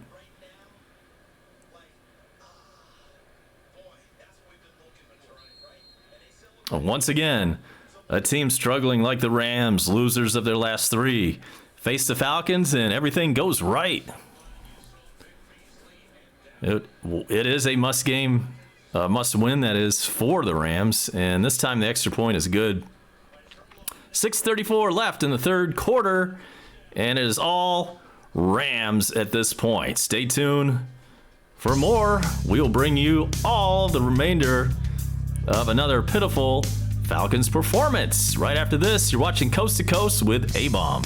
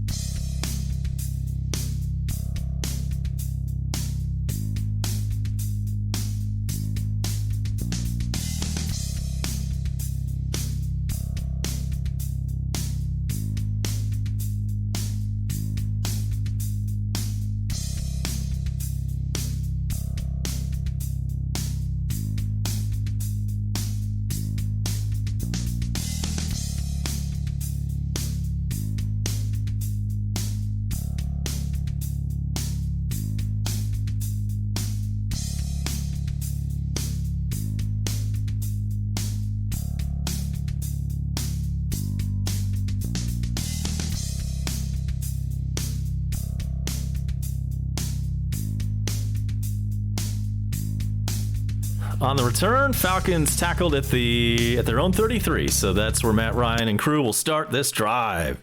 It is 27-3, all Rams.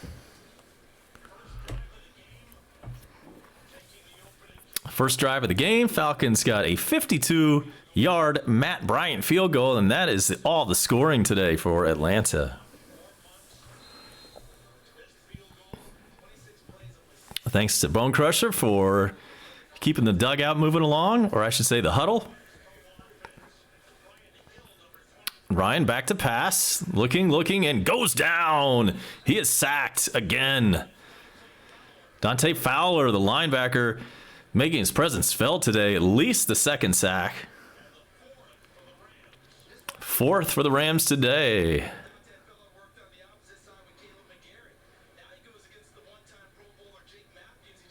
This is a piss-poor team, this Atlanta team. And I think we can now stop with the nonsense about how, this is just a really talented team. And no, I don't think we are. I don't think we have talented players right now. Our defense is a disaster. And offense is not much better. Yeah, I guess we've got a couple of good receivers. I'm questioning the ability now. I hate doing this because I've been a Matt Ryan fan. And I've defended him for a long time against a lot of people who did not particularly care for him. It's 3rd and 11, by the way. Ryan with the ball, back to pass. This one is complete. And Julio gets back to the line of scrimmage. 4th down. But I'm starting to question Matt Ryan's ability now. I didn't question the past. He's only a couple of years removed from the MVP. But some athletes, when they hit their 30s, they start to go down. That's just, not everybody can be Tom Brady.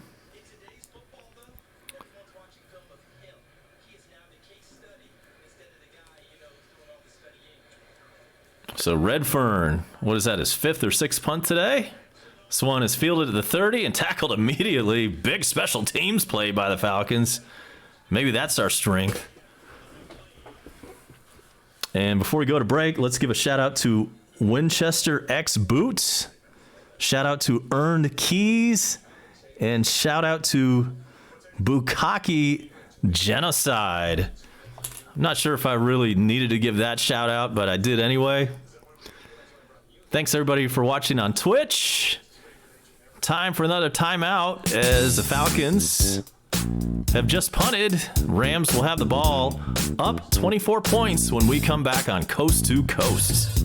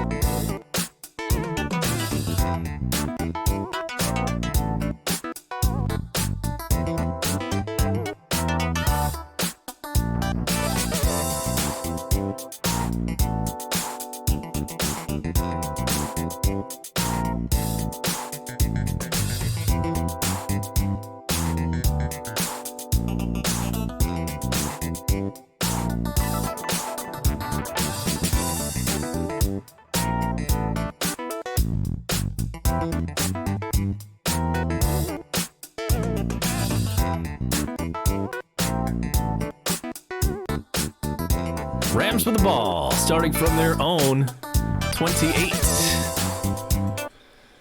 Handoff, nowhere. Second down, coming up. Not much is going right here, so let's see what we can find out. What else is going on around the league? We will check your scoreboard coming right up. And this is brought to you by treasurehunt.ga.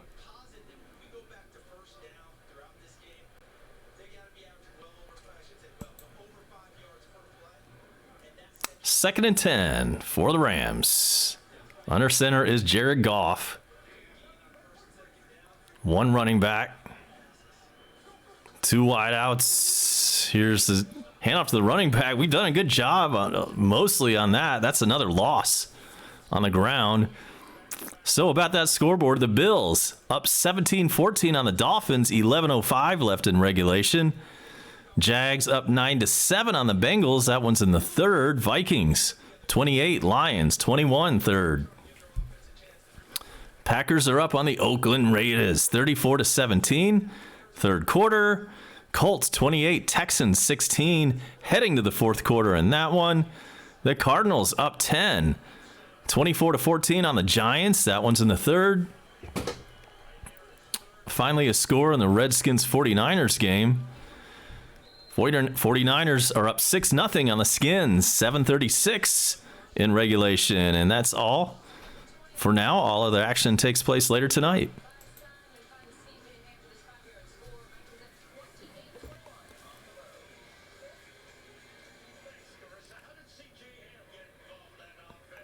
So it's fourth down for the Rams. They will get set to punt.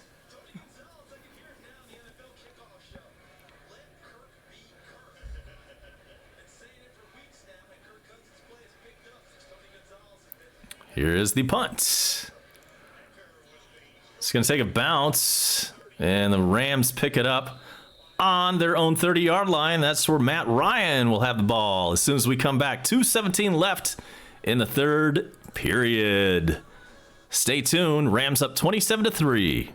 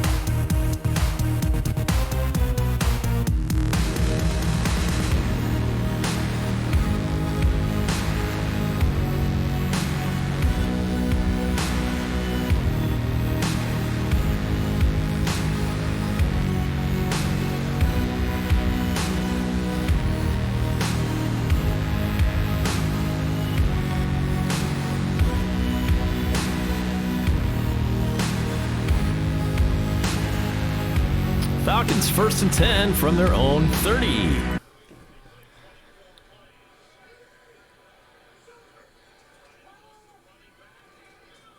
Handoff to somebody. Number 23, not sure who that is. Brian Hill in at running back for Atlanta. Third-year man out of Wyoming.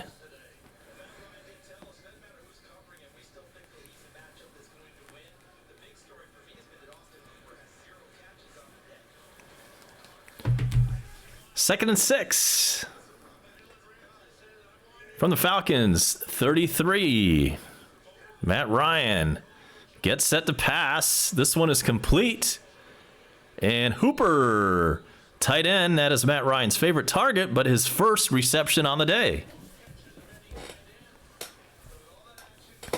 And in fact, he leads the league in tight end catching, does Hooper.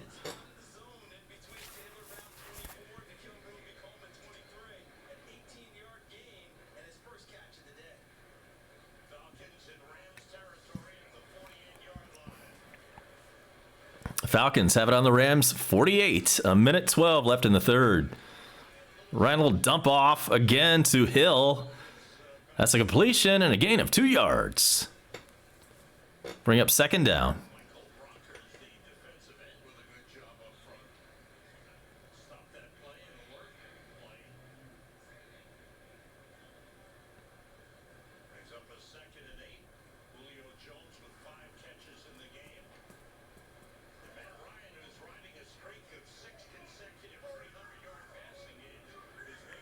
Second and 8. Ryan lets go of it. It's complete to Calvin Ridley, who picks up about 5, shy of a first down. Third down coming up.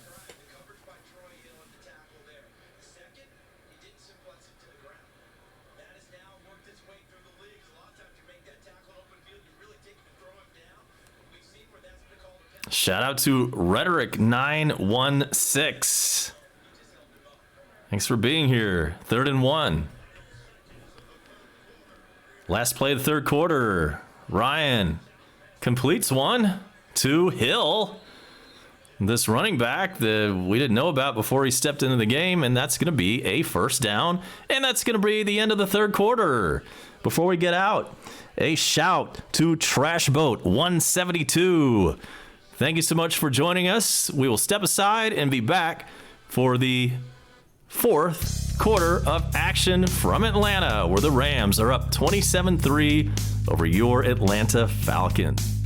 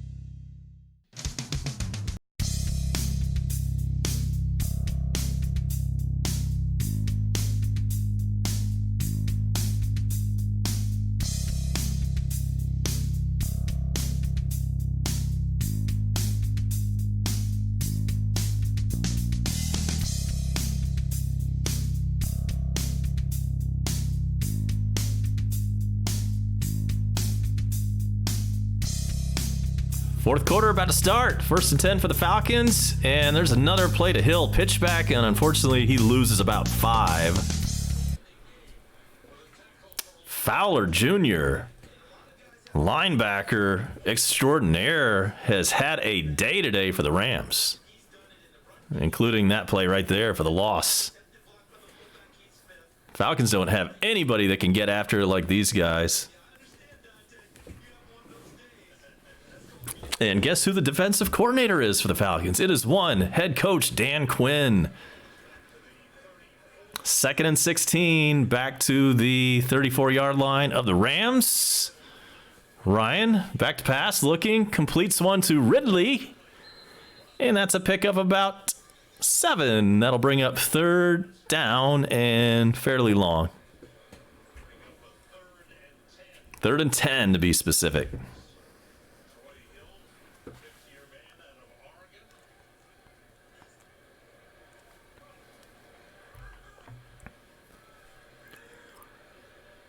Third down play.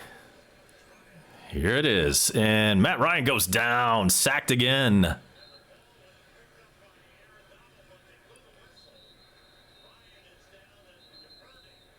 Ryan, not looking good.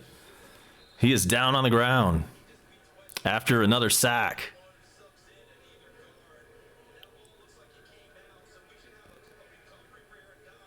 And it looks like a sack fumble recovery by the Rams. But more importantly, Matt Ryan looks hurt. He has never missed a game in his career. Has avoided getting hurt miraculously.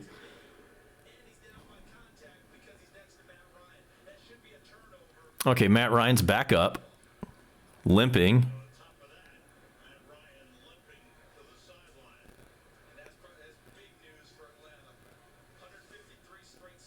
Hardly ever see that, and the announcer just said 153 consecutive starts for Matt Ryan. He has never missed one. And we have a timeout, and we'll discuss that more as soon as we come back right after this. You are watching Coast to Coast, where it is all L.A. in the fourth quarter.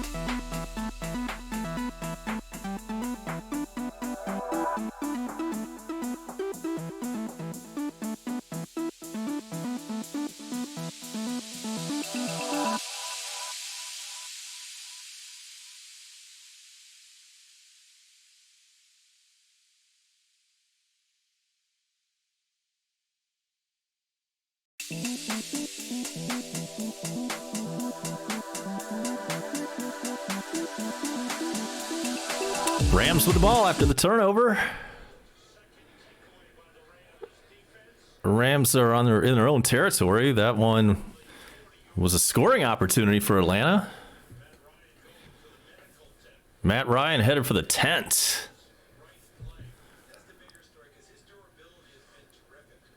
2nd and 6 for LA.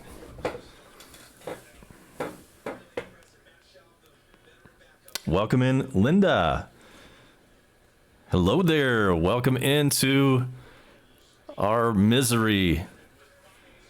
And a big thanks to everybody who stuck around with us. We haven't had a huge crowd today, but it looks like we've got a few loyal folks that have stayed with us throughout the whole thing. And thanks so much to that after this unmitigated disaster, which we are now accustomed to week in and week out for Atlanta fans.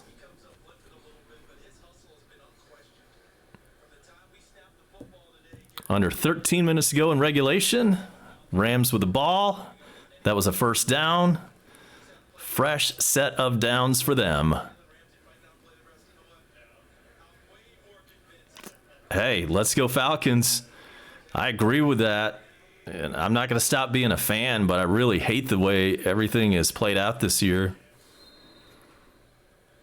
And every week I get this hope that, okay, this is the week we're going to do it. No, not this week. Rams were not looking good. They lost 3 in a row. However, they come in here and all of a sudden they get right.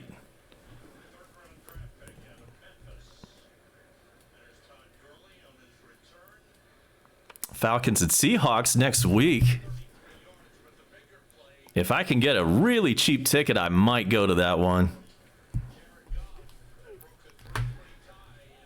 I've been to at least one Falcons game every year for I don't know how long time. And see you later, Linda. Thanks for popping in for a minute. And on second down, it's a handoff. And that is Woods with the carry. And he picks up almost a first down. It's going to be third and very short.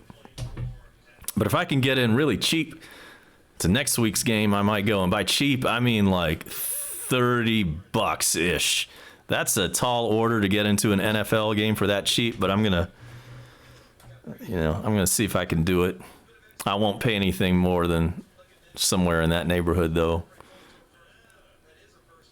It is not that important for me to get to a game this year to watch them put up another sorry effort. So here it is, 3rd and 1 for the Rams. And that one looks like a sneak. And whatever it was enough for a first down. About a yard pickup. Here's a game break. To Green Bay we go. And the Packers up big on the Oakland Raiders. 35-17. Your score from the frozen tundra.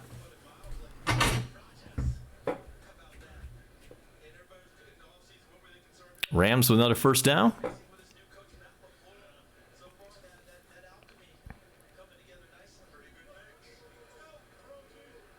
Using up all the play clock, down to 1 second. There's the snap, and it's a handoff to Gurley, and he loses 3 on that.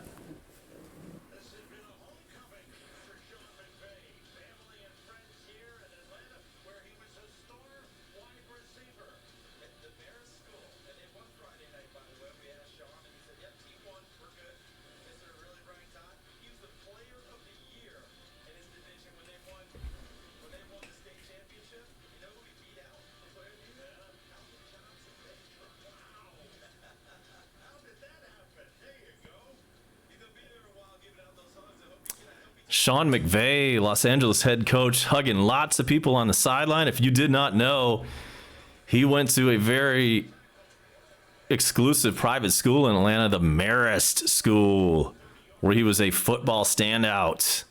So all of his peeps are here in Mercedes-Benz today.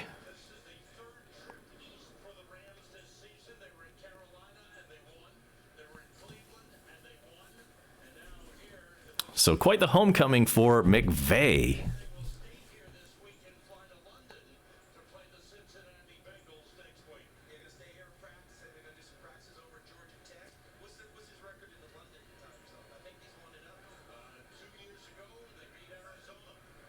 First and 10, Rams have it on the Falcons 30. Here's the handoff to Gurley. He picks up 10. And he's out of bounds. Under 9 minutes to go in regulation.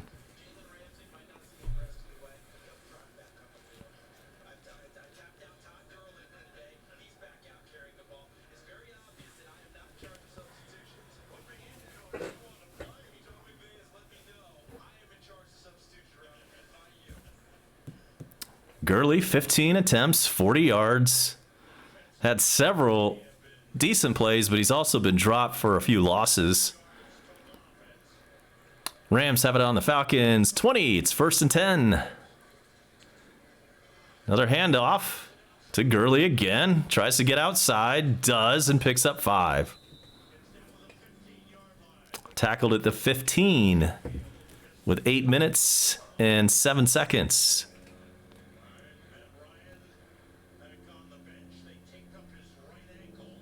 Matt Ryan's ankle has been taped up. He's back on the bench, out of the tent, and presumably will come back in. You know what? Don't put him back in.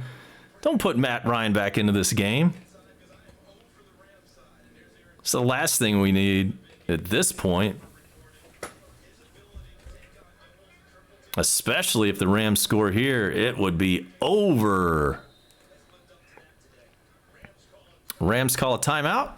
So with 7:36 to go in regulation, Los Angeles has a 27-3 lead over Atlanta, and we're going to step aside for just a brief moment, and we'll return right after this.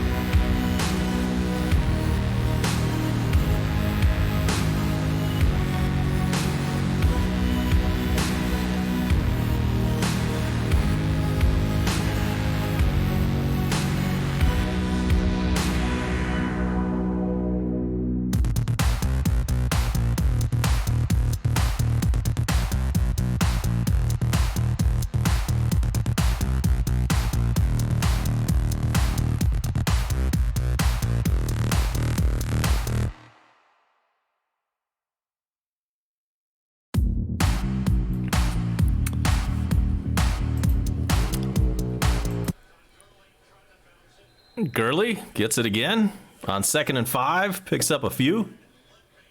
And now Matt Ryan is headed to the locker room. So it appears he will not come back in this game. Thank goodness for that. There was no need for that.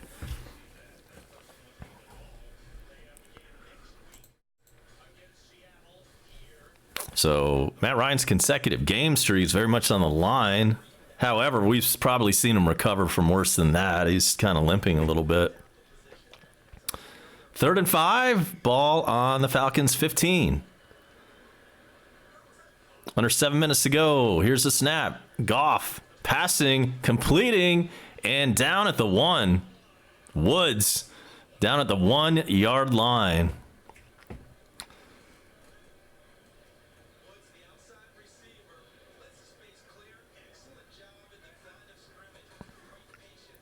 First and goal play, and there's a loss. Gurley loses 4 again. That's the one thing the Falcons have gotten right today is on the run game.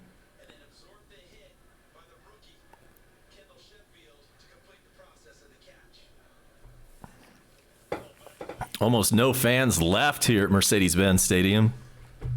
There weren't that many to begin with. Goff 22 for 35 today. Big numbers there. It is now second and goal from the Falcons 5. Pass deflected. It'll be third and goal from the Falcons 5.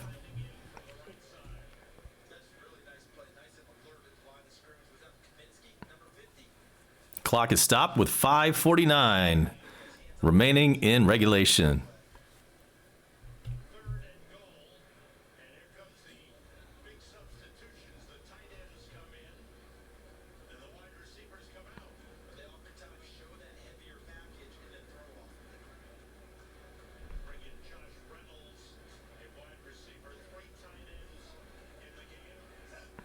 Five seconds left on the play clock. Third and goal for the Rams.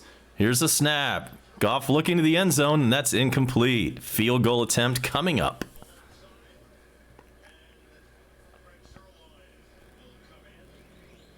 Craig Zerline making his second appearance.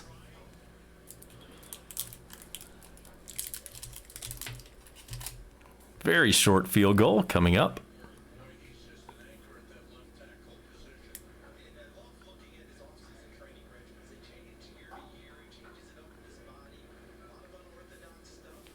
And it's a 23-yard attempt, much shorter than an extra point. And we've got some movement. There's a flag on the play.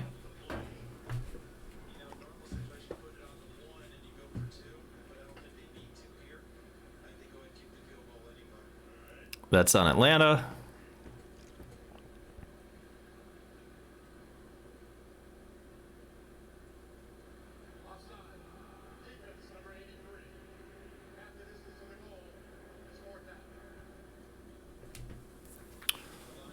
So this should be a really short field goal attempt.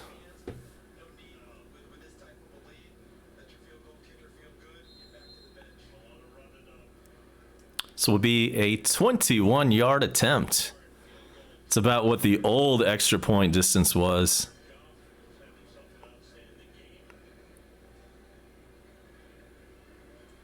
Here is that kick. It's up and it's good. And the Rams have a 30-3 lead on the Falcons with 5 minutes and 42 seconds left in this game. And we're going to take a timeout. Coast to Coast with A-Bomb. Right back at you.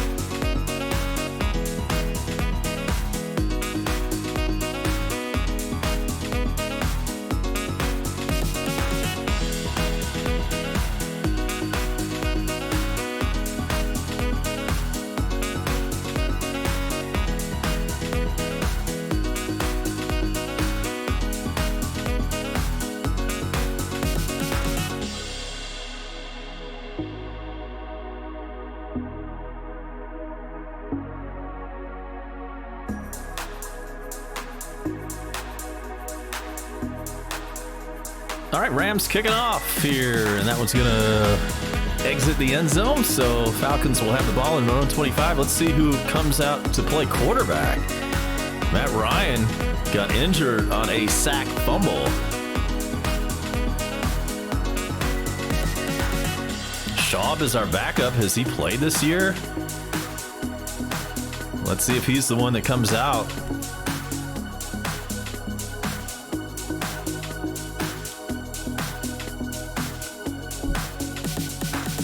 So it is Schaub. And this one is a handoff.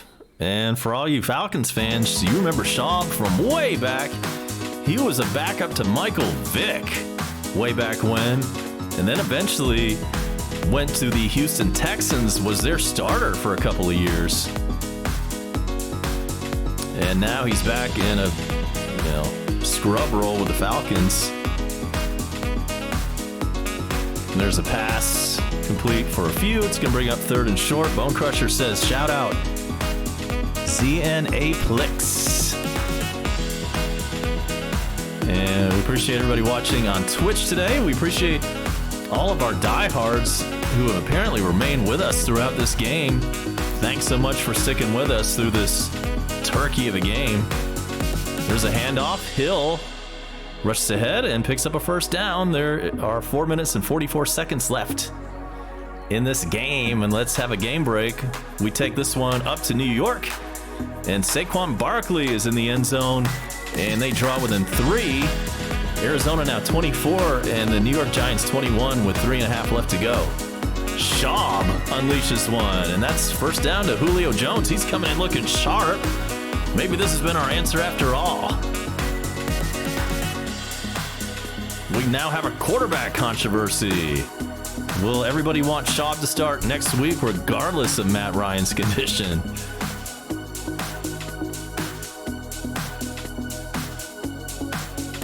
First and 10, 4 minutes to go. Schaub unleashes and again gets one off and completes it to none other than number 14. Of course, Rams are not playing any kind of pressure defense in this position. Up by 27 with 3 minutes and change to go. But it looks like he's been staying sharp. There's like the 4th consecutive completion right there. This one is to Hooper for a first down. Falcons, 3:26 and ticking. Falcons all 3 timeouts.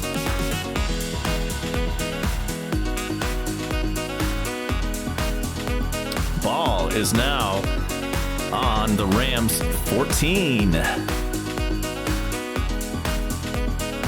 Schaub completes another one.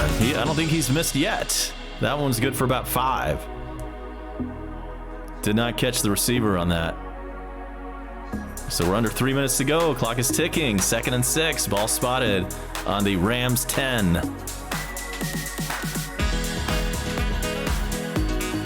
Matt Schaub, shotgun formation. 2 wide receivers to the left. And he goes down the middle, and that's a touchdown. Touchdown Falcons. First of the day, and yes, we did break the end zone. Albeit with 2 minutes and 36 seconds left, Matt Schaub with a hell of a drive.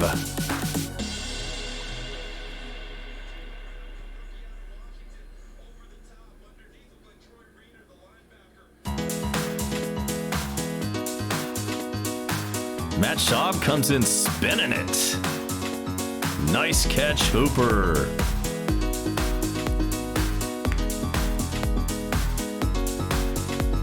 Here comes the extra point. This would make it 30-10. And it's up, and it is good. So the Falcons break through the goal line for the first time today. And now only trail by 20 with 2 minutes and 36 seconds left to go from Atlanta on a beautiful Sunday afternoon. And so we'll step aside and we'll be right back for the kickoff right after this.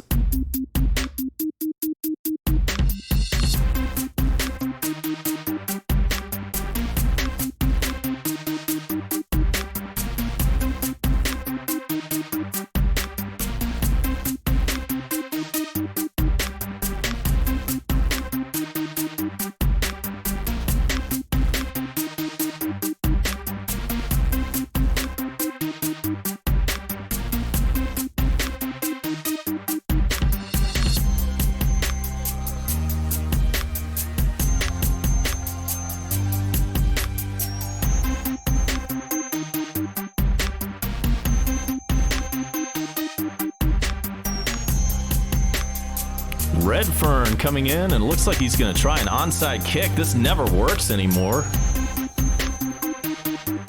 And we've got a whistle before anything even is attempted. And so because of that, the Rams decide to call a timeout. So let's check some scores during this timeout. Why don't we do that? As always, scoreboard updates brought to you by treasurehunt.ga. Packers Nation is in. And yeah, the Packers looking good today.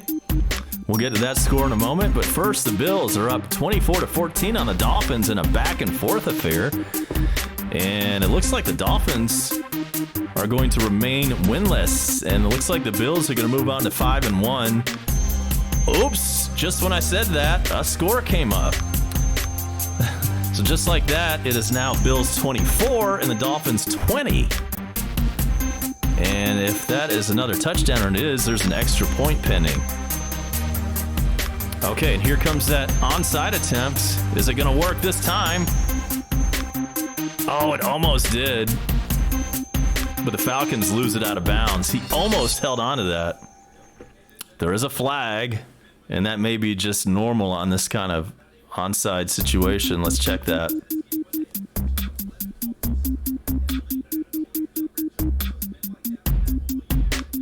So let us check the flag. An extra point is good by Miami, by the way. So the Bills are up 24-21 with 1:45 remaining from Buffalo.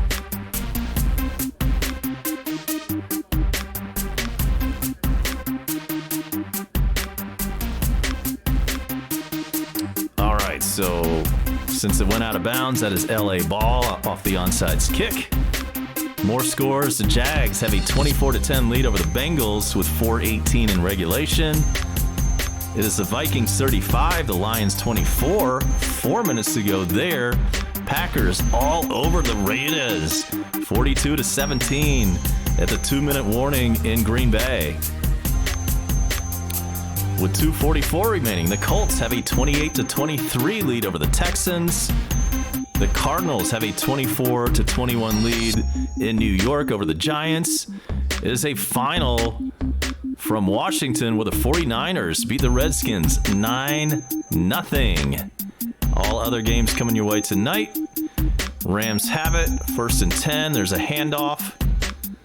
2 minutes and change. Falcons all 3 timeouts left. It doesn't look like they're going to use one here. It looks like the Falcons have pretty much thrown in the white flag.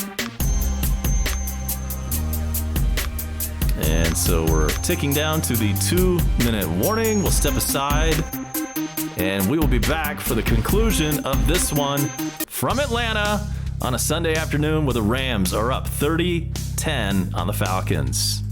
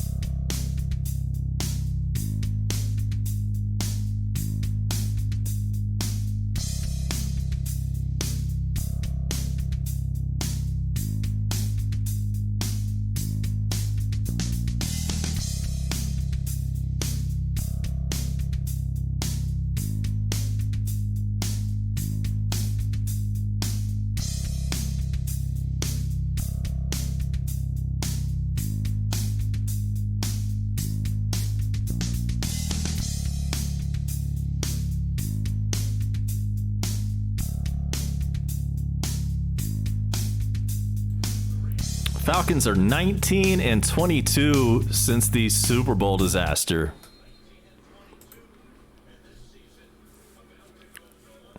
So 2-minute warning is over, and it's 2nd and 8. Rams have the ball. There's a handoff to 42, who picks up about 5, bringing up 3rd and short. Falcons all 3 timeouts. Thankfully, they're not using any here.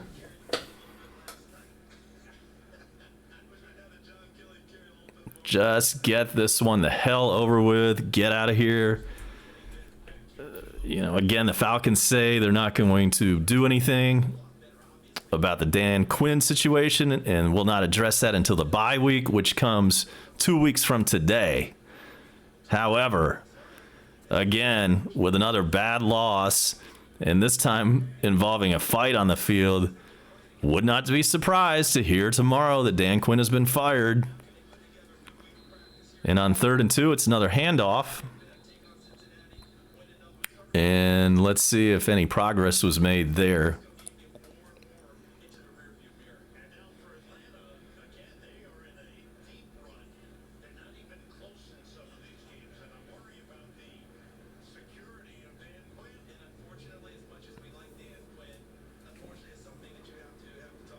And Packers Nation lets us know that Aaron Rodgers has 6 touchdowns on the day.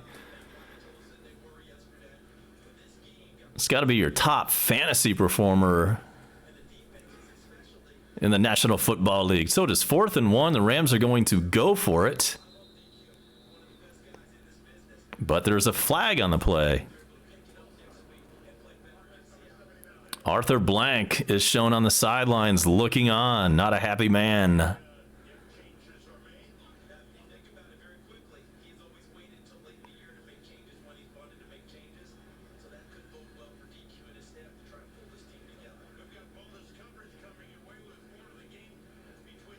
And so there's a false start. Rams were going for it. It's now 4th and 6, so I believe their punter will come out. Surely that will be the case. And that is the case. Clock is stopped with 28 seconds to go.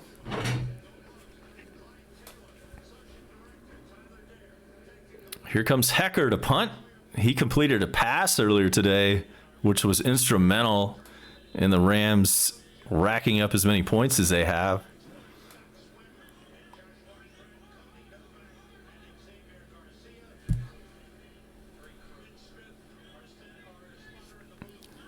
Here comes the attempt. Punt is up. This one is going to be fielded by the Falcons and tackled. Oh, God, he loses it. And this one's going in the end zone, and the Rams recover for a touchdown. Get out of here. Get the hell out of here. Falcons just should have let that one go back in the end zone, but it doesn't like it really matters at this point. That's just insult to injury. Special teams touchdown for the Rams.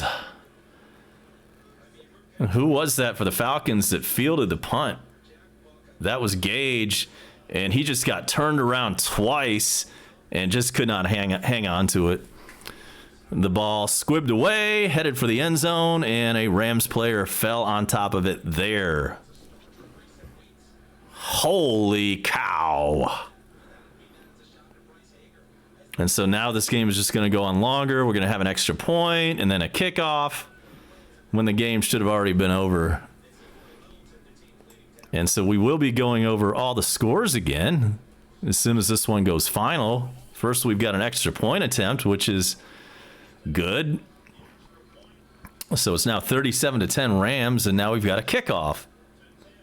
Julio Jones on the sidelines looking on in absolute disgust and incredulity. I mean, he just cannot believe what he's seeing.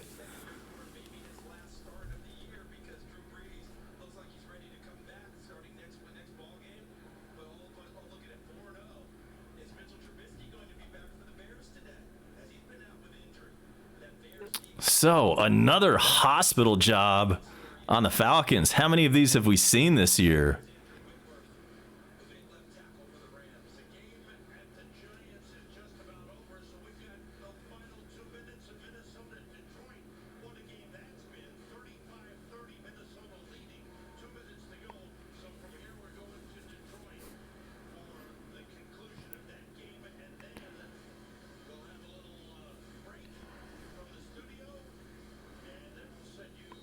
What a thorough disappointment. And to add insult to injury, Matt Ryan left the game after limping off the field.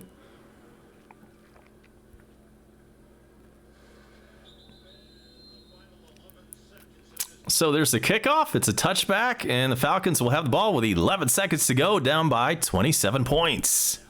And Matt Schaub will come back and call at least one more play. The fifth quarter show coming right up, where we go over all the scores around the league.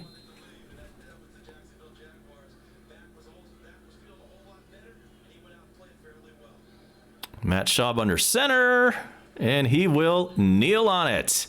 And this one will go final now.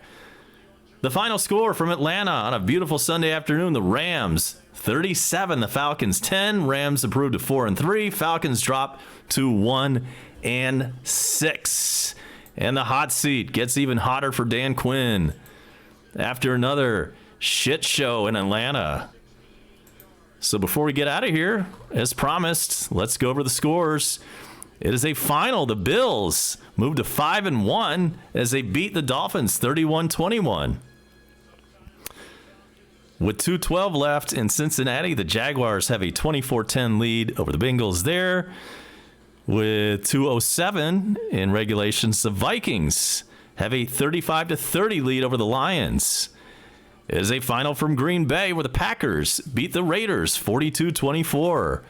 1:41 remaining in Indianapolis, where the Colts currently have a 30-23 lead over the Texans. The Cardinals ended up beating the Giants 27-21. That's 2 in a row for Arizona. They are 2-3-1 on the year. Giants dropped to 2-4. And also a final from Washington, where the Niners are undefeated and the Redskins dropped to 1-6. Final score: Niners 9, Redskins nothing. And we're just underway from Tennessee, where the Chargers and Titans are scoreless. All other games coming your way later.